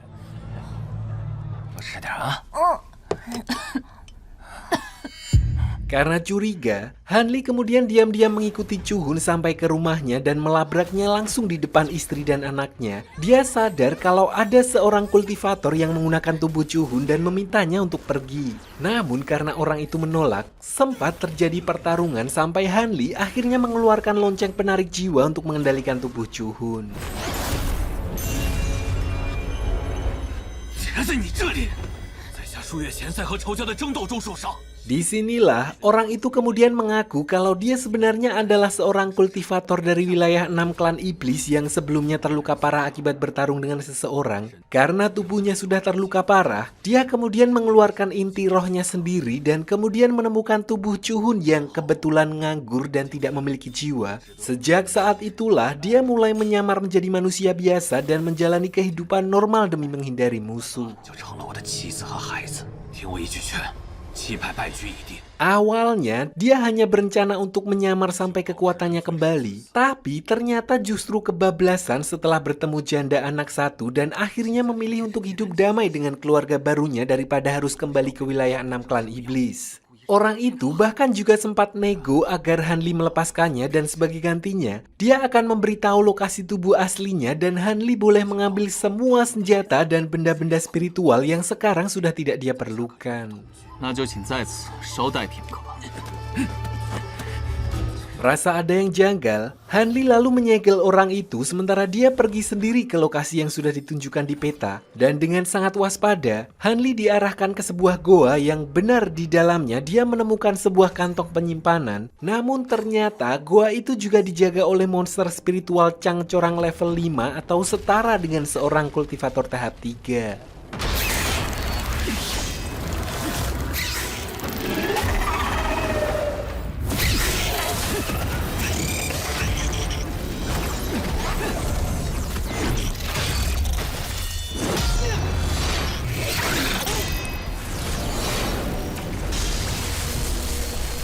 Beruntung berkat kewaspadaannya, Hanli masih bisa selamat dan berhasil meloloskan diri dari kejaran monster spiritual itu dan meskipun begitu, ternyata kantong spiritual yang dia ambil juga Zong. Artinya orang itu sengaja menjebak para kultivator yang mengejarnya agar tewas di tangan monster tersebut. Kesal karena merasa telah ditipu, Hanli pun bergegas kembali ke tempat orang itu dan kali ini dia benar-benar berniat untuk memberinya pelajaran.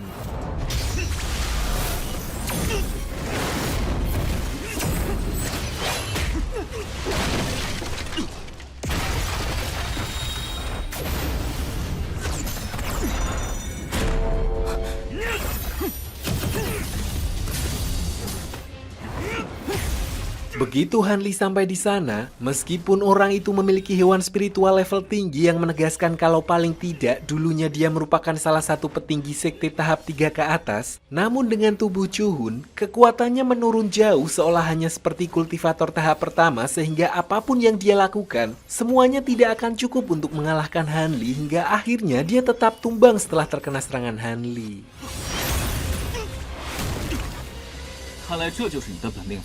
Lalu di saat-saat terakhir sebelum inti jiwanya benar-benar hancur, orang itu sempat menyampaikan satu permintaan kepada Hanli, yaitu untuk memberikan sisa energi spiritualnya kepada istri dan anaknya agar mereka berdua bisa berumur panjang. Paling tidak, itulah hal terakhir yang bisa orang itu lakukan untuk kedua orang terdekatnya.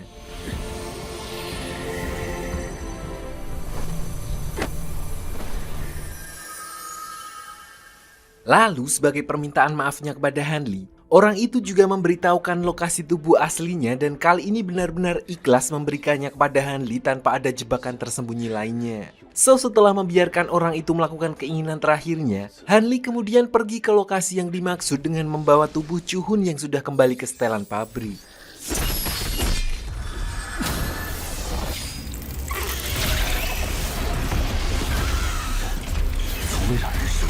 Begitu sampai di tempat yang dimaksud, pertama-tama Hanli harus memancing monster spiritual Cangcorang yang menjaga tempat tersebut dan di sini dengan full persiapan yang sangat matang, Hanli lalu menyegelnya di luar gua dengan formasi 5 elemen terbalik dan membuat monster spiritual level tinggi tersebut kecapean dengan boneka miliknya sampai akhirnya dia bisa menghabisinya dengan mudah.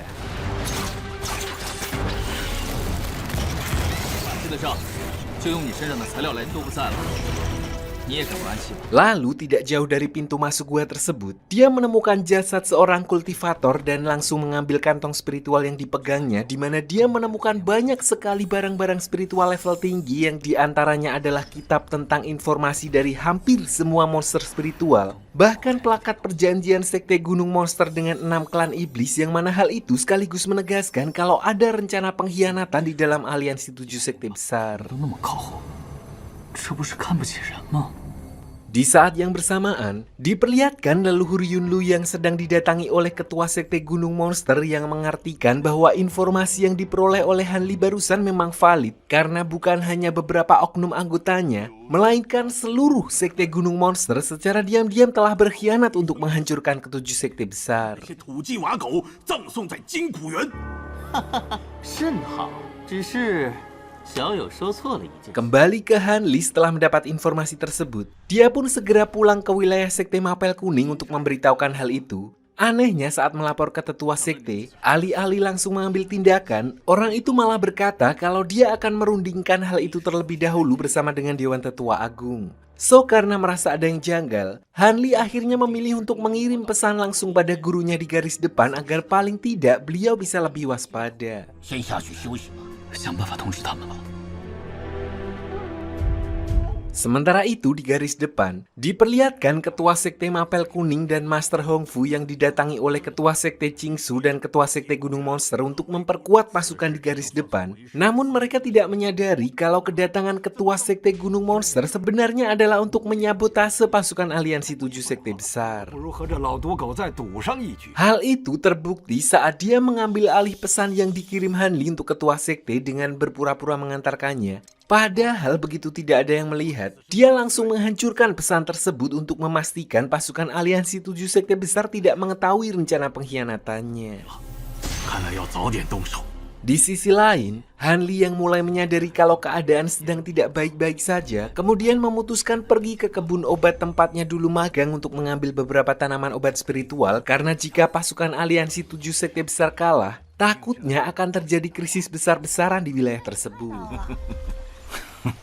哈利小子，门内最近不太对劲儿。 Namun begitu sampai di sana, tempat itu ternyata sudah kosong karena menurut paman guru obat penjaga tempat tersebut, pihak sekte telah mengambil seluruh tanaman yang ada di sana, bahkan yang umurnya masih sangat muda. Intinya, paman guru merasa kalau ada yang tidak beres dengan internal sekte dan oleh karena itu, dia berniat untuk sementara pergi bersembunyi sampai situasinya kembali normal. 老夫珍藏的药材一定要找好后路。 师兄能与我说这些？ Paman guru obat juga mengingatkan Hanli mengenai perang yang tidak masuk akal karena Dewan Tetua pun sampai saat ini tidak mau turun tangan seolah hanya mengorbankan para kultivator muda demi kepentingan segelintir orang. Karena itu sebelum pergi, beliau sempat berpesan kepada Hanli untuk pintar-pintar menjaga diri karena mau bagaimanapun juga, nyawa adalah milik sendiri-sendiri dan seharusnya mereka tidak boleh mengandalkan pihak lain. 就留给你吧。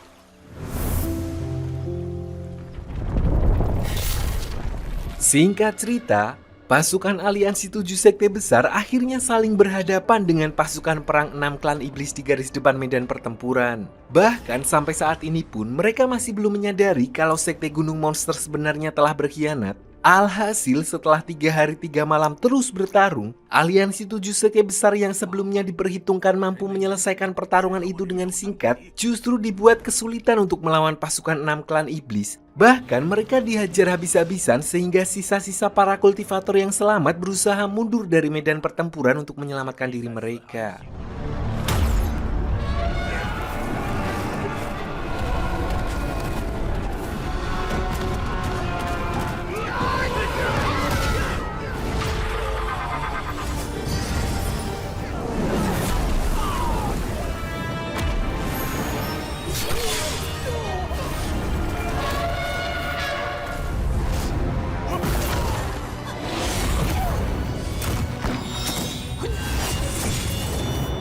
Sialnya, Song Meng dan kakak seperguruan ketiga yang posisinya saat itu sudah terluka justru bertemu dengan ketua sekte Gunung Monster yang sudah belak-belakan tentang pengkhianatannya dan sepasang kultivator sekte hantu yaitu Nona Fen dan Master Tengkorak yang sedang melakukan sweeping di area tersebut. 理化园门下4弟子。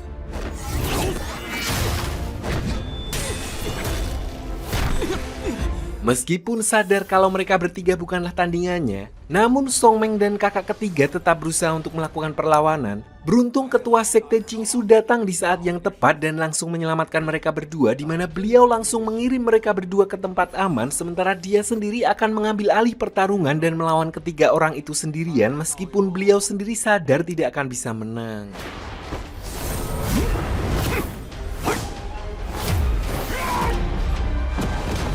Beralih ke wilayah sekte Lembah Mapel Kuning di mana diperlihatkan semua murid-murid yang tersisa dikumpulkan dan sempat terjadi kepanikan setelah mendengar pengumuman mengenai kekalahan aliansi 7 sekte besar di garis depan medan pertempuran. Lalu untuk meredakan kepanikan yang terjadi, tetua sekte lalu memohon kepada leluhur agung Lembah Mapel Kuning, seorang sepuh yang level kultivasinya sudah mencapai tahap 4 untuk turun memberikan bimbingan kepada mereka semua. 与其依靠别人，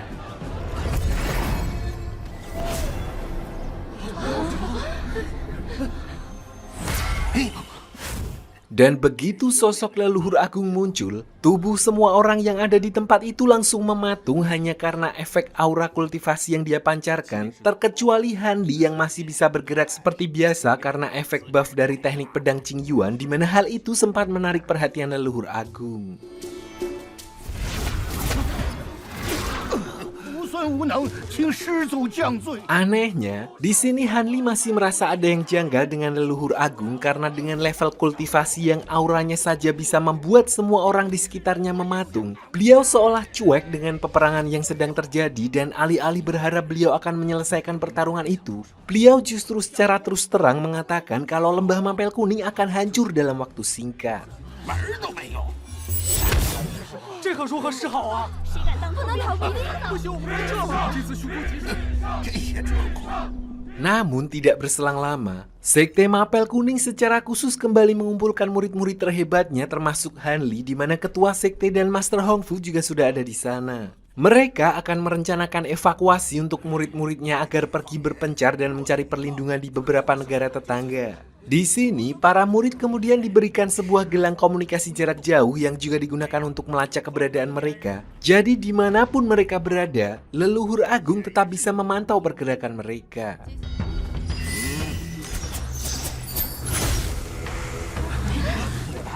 老夫此次还给你们加了基感应，与您通信。 Sementara itu, diperlihatkan pasukan besar Tuan Muda Wang sudah mulai bergerak memasuki wilayah Lembah Mapel Kuning, di mana dia juga sudah berhasil mendapatkan identitas Hanli yang sebenarnya lewat bantuan leluhur Yunlu. Sayangnya, leluhur Yunlu juga mengutus Master Tengkorak dan Nona Fen untuk mengurusnya. Jadi saat ini, fokusnya hanya untuk menginvasi wilayah Lembah Mapel Kuning. 说来听听吧。 Kembali ke wilayah sekte setelah mengemasi semua barang yang dia miliki, Hanli bersama dengan rombongan yang dipimpin oleh Master Hongfu kemudian berangkat lebih dulu meninggalkan sekte, sementara ketua sekte akan menyusul dengan membawa rombongan lainnya melewati jalur lain untuk meminimalisir sergapan musuh. 我们出发。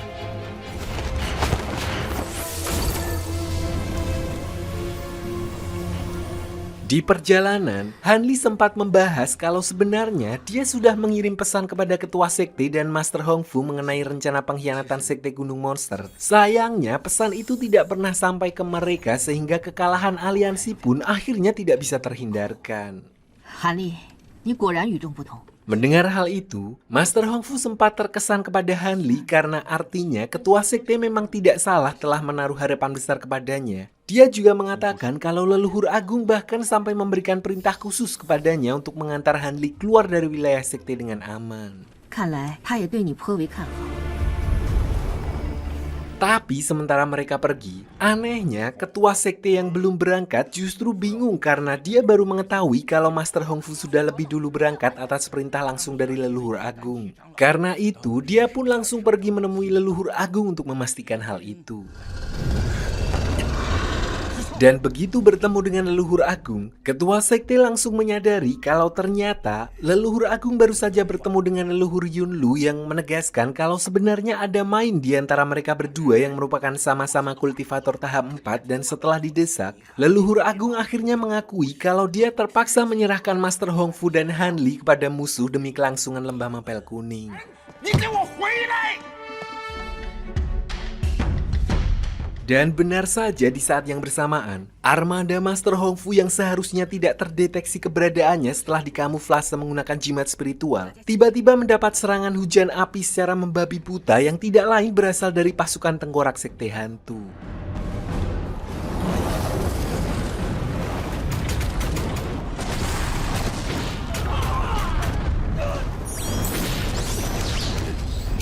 敌容颜地下。请记住，有风云帆在。 Tapi di sini Master Tengkorak berkata kalau dia datang bukan untuk bertarung, melainkan untuk menjemput Master Hongfu karena leluhur Yunlu ingin bertemu dengannya. Meskipun begitu, mereka juga tidak akan membiarkan para murid Lembah Mapel Kuning pergi begitu saja karena mau bagaimanapun juga. Saat itu mereka masih dalam kondisi berperang. Akhirnya karena tidak mungkin membiarkan para muridnya dibantai begitu saja, Master Hongfu pun maju dan menantang mereka berdua untuk bertarung sementara para murid diperintahkan untuk menyelamatkan diri begitu ada kesempatan.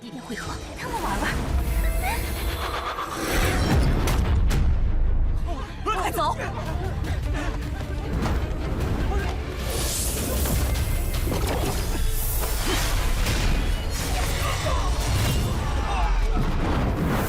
Begitu Master Hongfu mulai melancarkan serangan, seketika itu juga para murid langsung berpencar dan berusaha kabur dari kepungan pasukan sekte hantu. Sayangnya hal itu juga tidak mudah dilakukan karena level kultivasi dari setiap prajurit pasukan sekte hantu juga berada di atas rata-rata kultivator biasa. Ditambah lagi jurus asap tengkorak Nonaven sehingga akhirnya banyak dari mereka yang berhasil tertangkap.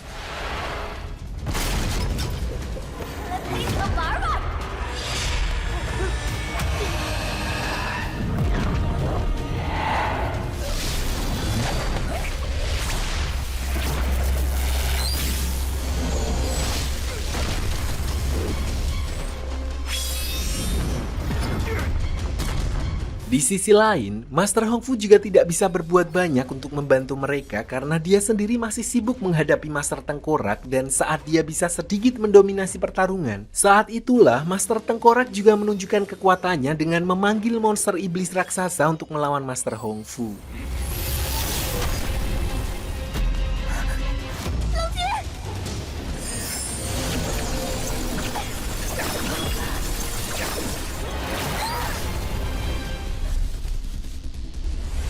道友不愧是黄风谷第一结丹女修，你非同凡响。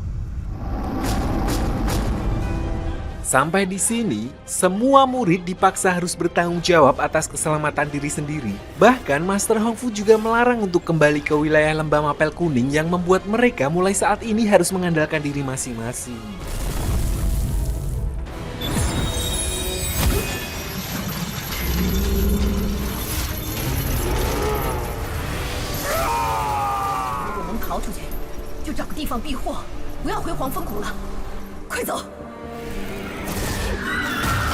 Anehnya meskipun sudah menghindar cukup jauh dari area tersebut, posisi Hanli dan yang lainnya masih dapat dengan mudah diketahui di mana dia dan beberapa murid yang tersisa lagi-lagi disergap oleh pasukan sekte hantu. 还有风云帆的掩护。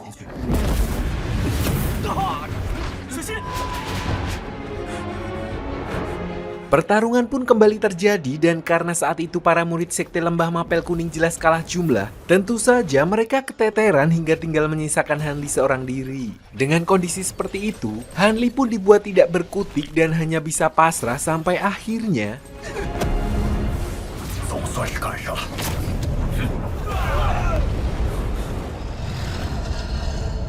beruntung, Hanli sempat diselamatkan oleh ketua sekte meskipun dia juga bingung kenapa gurunya itu bisa tiba-tiba mendatanginya. Di sini, ketua sekte kemudian memberikan beberapa perbekalan kepada Hanli dan memintanya untuk segera pergi dari negara itu. Dia khawatir akan terjadi pertarungan antar kultivator level tinggi di mana Hanli masih belum cukup ilmu untuk ikut campur. Setelah mendengar perkataan ketua sekte, Hanli pun pamit dan saat itu juga ketua sekte langsung melepas alat komunikasi yang ada pada Hanli karena ternyata alat itulah yang membuatnya sedari awal bisa diketahui oleh musuh.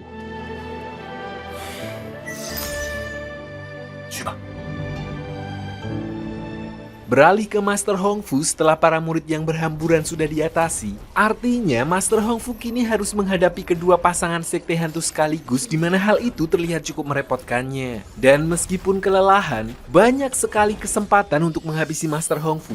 Terlihat sekali kalau sekte hantu tidak benar-benar berniat untuk menyakitinya seolah memiliki tujuan lain. Untungnya tidak lama berselang, ketua sekte Lembah Mapel Kuning muncul dan langsung menyelamatkannya. 日天不慌，我来了。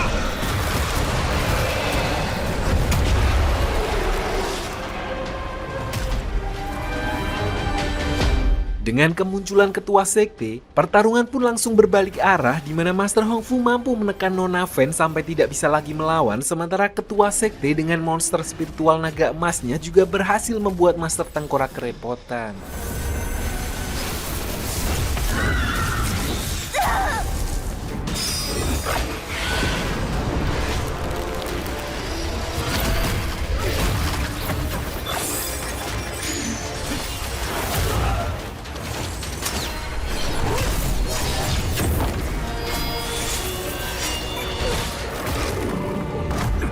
Sayangnya di saat yang bersamaan, pasukan tempur sekte hantu juga sudah memasuki wilayah lembah mapel kuning dan membombardir tempat tersebut, dan meskipun begitu, ketua sekte dan Master Hongfu tidak bisa melakukan apapun dan hanya bisa melihat kehancuran wilayah sekte mereka dari kejauhan.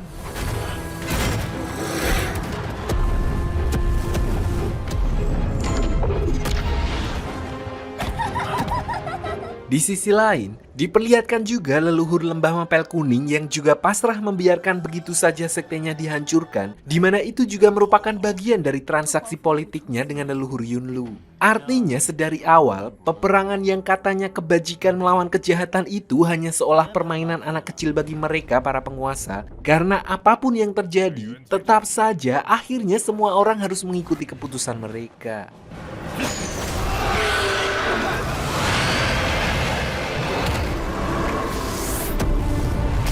Kembali ke pertarungan setelah seharian beradu kekuatan, ketua sekte dan Master Hongfu akhirnya berhasil menghajar Master Tengkorak dan Nona Fen. Namun di saat yang bersamaan, leluhur Yunlu muncul di tempat tersebut bersama dengan Xuan Er, Tuan Muda Wang, dan rombongan pasukan sekte hantu.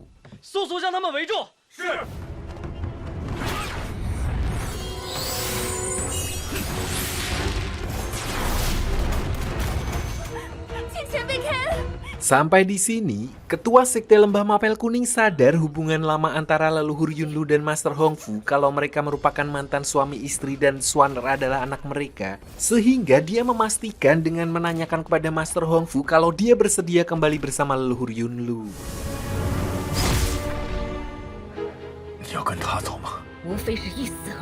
Setelah memastikan hal itu, disinilah ketua sekte mengeluarkan semua yang dia miliki agar leluhur Yunlu melepaskan mereka, meskipun beliau sadar beliau tidak akan mampu melawan seorang kultivator tahap 4.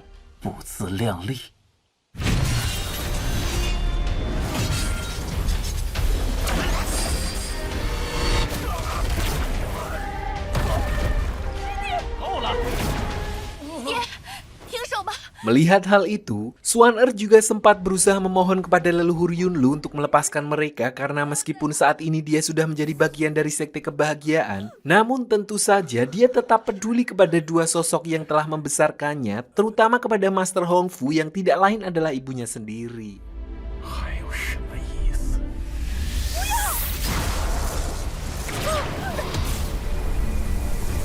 Sayangnya, leluhur Yunlu tetap tidak bisa membiarkan hal itu. Terlebih, ketua sekte telah secara terang-terangan menantangnya sehingga dia harus memberikan contoh sebuah konsekuensi atas tindakan tersebut. Diperlihatkan ketua sekte yang sama sekali tidak memiliki kesempatan, tidak ada satu serangan pun yang dapat menyentuh leluhur Yunlu sampai akhirnya ketua sekte menggunakan teknik pengekstrak pil, yaitu sebuah teknik yang dapat secara signifikan meningkatkan kekuatannya dalam waktu singkat, namun dia harus mengorbankan kekuatan kultivasinya.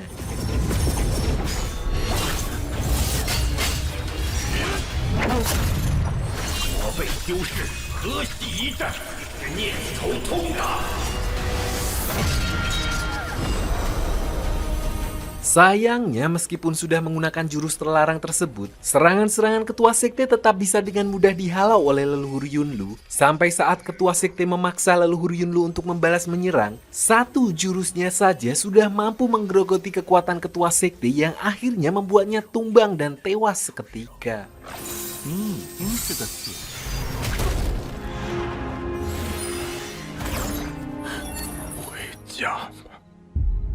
Melihat rekan seperjuangannya yang akhirnya tewas di hadapannya, Master Hongfu pun tampak menahan amarah, namun dia lebih memilih untuk membawa jasad ketua sekte pulang dan mengabaikan ajakan Xuan Er. Melihat keteguhan hati mereka, akhirnya leluhur Yunlu pun luluh dan membiarkannya pergi begitu saja.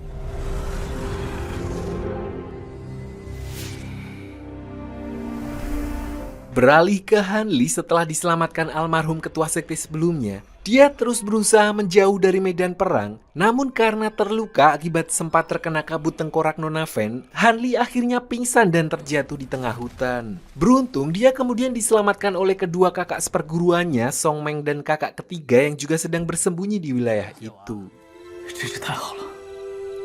Setelah sadar dan mendengar kabar tentang kematian guru mereka, di mana lembah mapel kuning juga sudah hancur dan kemungkinan seluruh murid yang tersisa pasti sudah diburu mengingat sekte hantu bisa melacak keberadaan mereka. Artinya Hanli dan kedua kakak seperguruannya itu otomatis menjadi kultivator swasta karena sekte mereka sudah tidak ada lagi.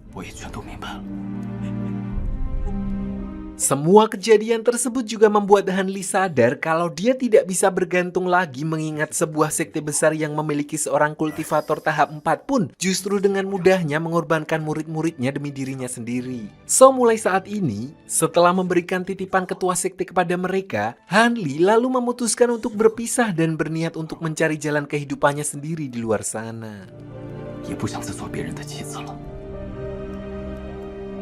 Namun di sini, menjadi kultivator swasta bukan berarti warawiri gak jelas. Hanli tetap memiliki rencana cadangan di mana dia berniat akan menghindari wilayah perang dengan mengaktifkan formasi teleportasi kuno yang sebelumnya dia temukan di tambang istana keluargayan. So pertama, hal yang harus dia lakukan adalah kembali menemui sepasang ahli besi dan pembuat segel formasi untuk menanyakan tentang formasi teleportasi tersebut.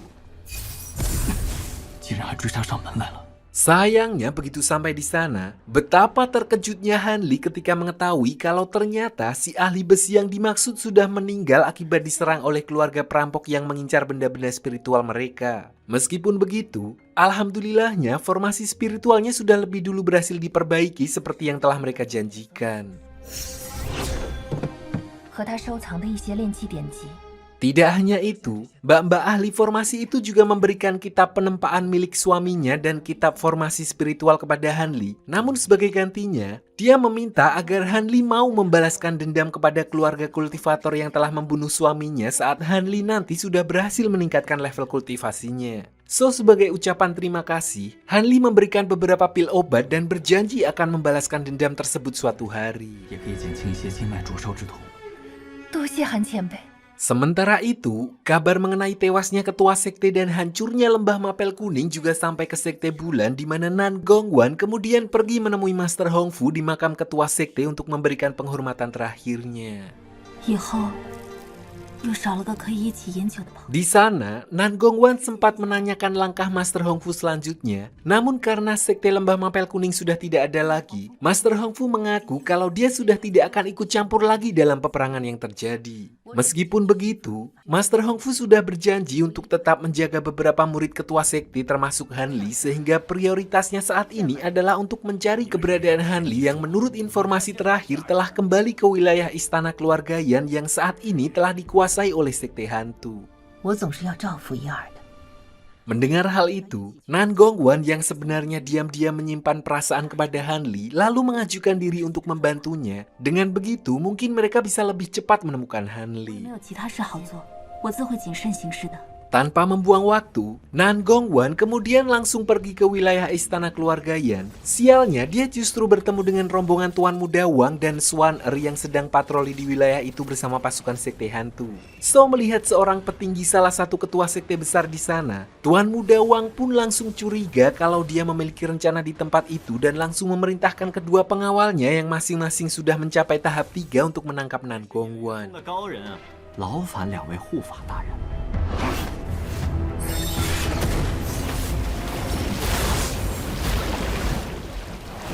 Di sisi lain, tidak jauh dari tempat tersebut, diperlihatkan Hanli yang sedang menyusup ke area tambang tempat segel teleportasi kuno yang dulu dia temukan. Namun karena dia sempat merasakan keberadaan Nan Gongwan yang sedang bertarung, dia pun terpaksa menunda urusannya dan memutuskan untuk menolongnya terlebih dahulu.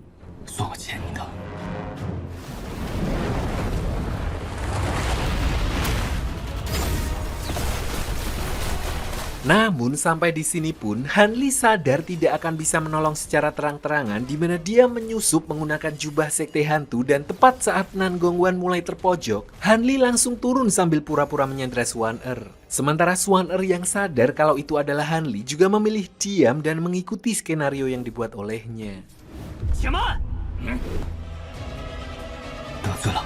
Dalam posisi kalah jumlah, meladeni Tuan Muda Wang jelas bukan pilihan ideal sehingga Hanli dan Nan Gongwan lebih memilih untuk kabur dan berpencar ke arah berlawanan begitu ada kesempatan dan janjian untuk bertemu di titik yang sudah disepakati. 西行百里，我等着你。 Dalam perjalanan melarikan diri itulah, untuk pertama kalinya Swan-er mempunyai kesempatan untuk menjelaskan apa yang sebenarnya terjadi kepada dirinya. Intinya, leluhur Yunlu ternyata adalah ayah kandungnya dan sejak pertemuan pertama mereka, dia secara paksa mengangkatnya sebagai murid penerus sekte kebahagiaan karena terlahir memiliki tubuh pesona yang identik dengan milik ayahnya. Lalu seiring berjalannya waktu, karena potensi itulah, Swan-er akhirnya bersedia untuk berlatih di sana meskipun semua orang melihatnya sebagai pengkhianat. Namun dia tetap berusaha menjadi Swan-er yang dulu. Setelah menjelaskan semuanya dan merasa kalau jarak mereka sudah cukup aman, Swan-er lalu minta diturunkan di tempat itu di mana dia lalu berpesan kepada Hanli agar tetap berhati-hati dan pamitan karena kedepannya mungkin mereka tidak akan pernah bertemu lagi. Dari sana, Hanli lalu bergegas pergi menyusul Nan Gongwan ke lokasi yang sudah dia tandai sebelumnya. Namun begitu sampai di tempat tersebut, Nan Gongwan yang sempat terluka karena pertarungan sebelumnya ternyata sudah terbaring tidak sadarkan diri. Refleks, Hanli pun langsung memeriksa keadaannya di mana hal itu justru tidak sengaja mengaktifkan mantra pertahanan diri sekte bulan di dalam tubuh Nan Gongwan yang langsung menyerap semua energi spiritual Hanli tanpa disadari oleh Nan Gongwan sendiri.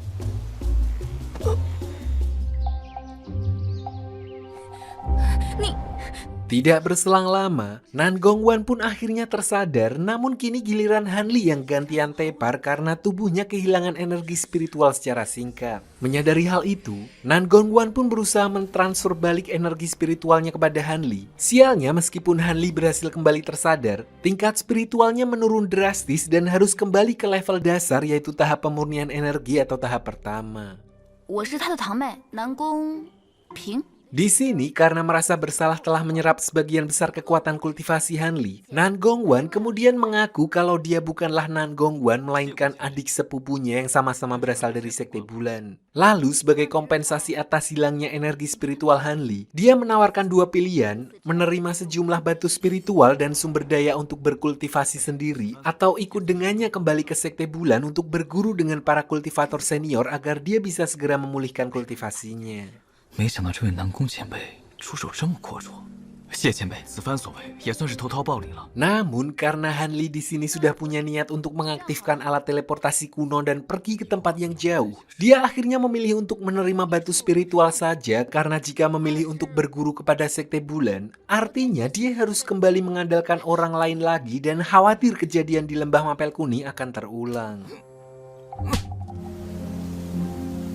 Setelah deal-dealan, Hanli pun kemudian pamit, namun mengingat energi kultivasinya yang baru saja hilang dan akan merepotkan jika dia bertemu dengan Tuan Muda Wang, Nan Gongwan kemudian memintanya untuk menunggu beberapa saat sementara dia akan pergi duluan untuk mengalihkan perhatian pasukan sekte hantu. 小子，我走了。 此间事了。 Selang beberapa saat setelah mereka pergi, diperlihatkan Tuan Muda Wang dan pasukannya yang baru menemukan tempat tersebut. Sayangnya, dia lagi-lagi kehilangan jejak mereka. Padahal seharusnya Nan Gongwan sudah terluka cukup parah akibat pertarungan sebelumnya dan tidak mungkin bisa sembuh dengan begitu cepat. Karena hal itu, Tuan Muda Wang curiga kalau orang-orang yang dia kejar ini bukanlah orang sembarangan. Ditambah lagi Swan-er yang terkesan sengaja melindungi mereka sebelumnya. 给我把他找出来，本座要亲自审讯他。 Beralih ke Hanli setelah mendapat perbekalan batu spiritual yang cukup untuk mengaktifkan alat teleportasi kuno. Dia pun segera menerobos masuk ke area tambang dan mulai menyeting alat tersebut sesuai instruksi si ahli pembuat formasi. Dan setelah semua persiapan selesai dilakukan, alat teleportasi kuno itu pun langsung aktif, namun energinya langsung terpancar sehingga sangat menarik perhatian, terutama pasukan Tuan Muda Wang yang langsung mendatangi tempat tersebut.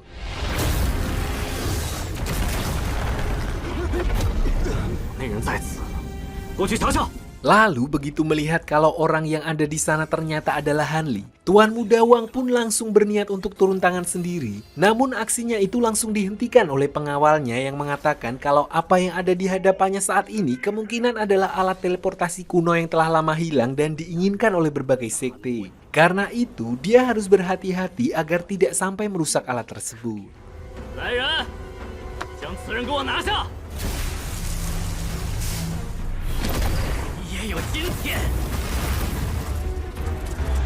Untungnya Han Li sudah lebih dulu memasang formasi pelindung sehingga dia hanya perlu bertahan dari serangan-serangan pasukan sekte hantu sambil menunggu mesinnya panas, dan setelah formasi tersebut sudah ready, seketika Han Li langsung terlempar ke dalam formasi dan pergi dari tempat tersebut di mana portal itu bahkan sampai terlihat ke berbagai penjuru negeri.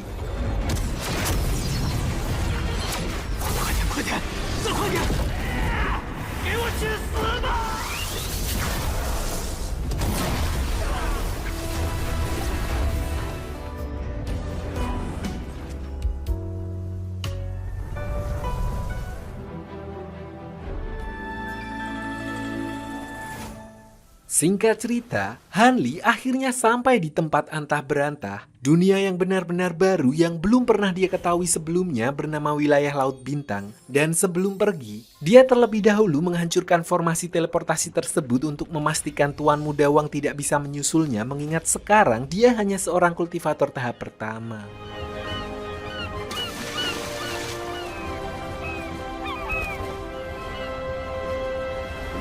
Jadi, wilayah Laut Bintang ini adalah sebuah wilayah yang terletak jauh dari tempat di mana Han Li berasal, di mana dulunya hanya berupa lautan luas yang dihuni oleh berbagai macam monster siluman laut tanpa adanya satupun manusia. Kemudian, para kultivator pendahulu membasmi monster-monster itu dan sedikit demi sedikit mulai membuka lautan, hingga akhirnya mendapatkan tempat tinggal bagi manusia fana yang hidup berdampingan dengan para kultivator.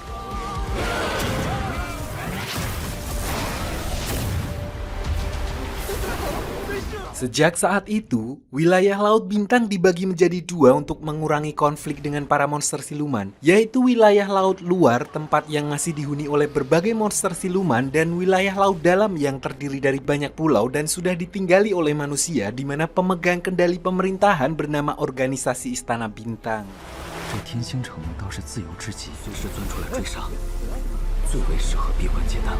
Kembali ke Han Li saat pertama kali terdampar di wilayah perbatasan laut dalam, dia tidak sengaja berpapasan dengan kapal seorang saudagar yang sedang diserang monster laut, di mana Han Li pun tanpa pikir panjang langsung membantunya. Kebetulan kapal itu sedang menuju pulau utama wilayah laut dalam, dan sebagai rasa terima kasih, saudagar itu tidak keberatan saat Han Li meminta izin untuk ikut menumpang sampai ke sana. Masalahnya, tidak sembarang orang bisa masuk ke wilayah laut dalam, dan sebagai pendatang harus ada seorang penjamin untuk mendapatkan izin tinggal. Karena itu, Pak Saudagar lalu menawarkan Han Li kesempatan bertarung atas namanya dalam sebuah turnamen perebutan posisi dagang. Jika Han Li setuju, maka dia bersedia untuk menjadi penjamin dan memberikan 30% pendapatan kapal dagangnya setiap bulan kepada Han Li selama 3 tahun ke depan. Karena tawaran itu terdengar menguntungkan dan dia sendiri juga butuh izin tinggal, Han Li pun akhirnya setuju untuk bertarung atas namanya. Sementara itu, tidak berselang lama setelah Han Li meninggalkan pulau tempat alat teleportasi berada, muncul seorang kultivator dari sekte Jiyin yang kita panggil saja Hanzo, di mana dia ternyata merasakan kalau ada seseorang yang baru saja menggunakan alat tersebut setelah sekian ratus tahun lamanya.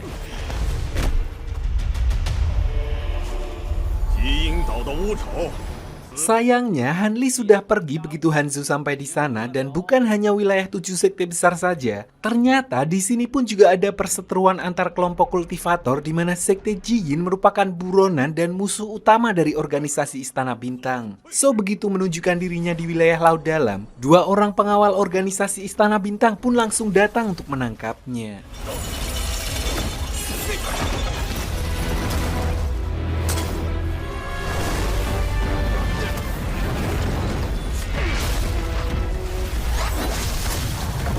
Sempat terjadi pertarungan yang memperlihatkan kalau kekuatan Hanzo ini cukup tinggi karena dia merupakan seorang kultivator tahap 3 sehingga dia mampu mengungguli kedua pengawal Istana Bintang dengan menggunakan semacam jurus yang membuatnya bisa berpindah-pindah tempat secara instan. Sampai akhirnya justru kedua pengawal itulah yang jadi korban dalam pertarungan itu.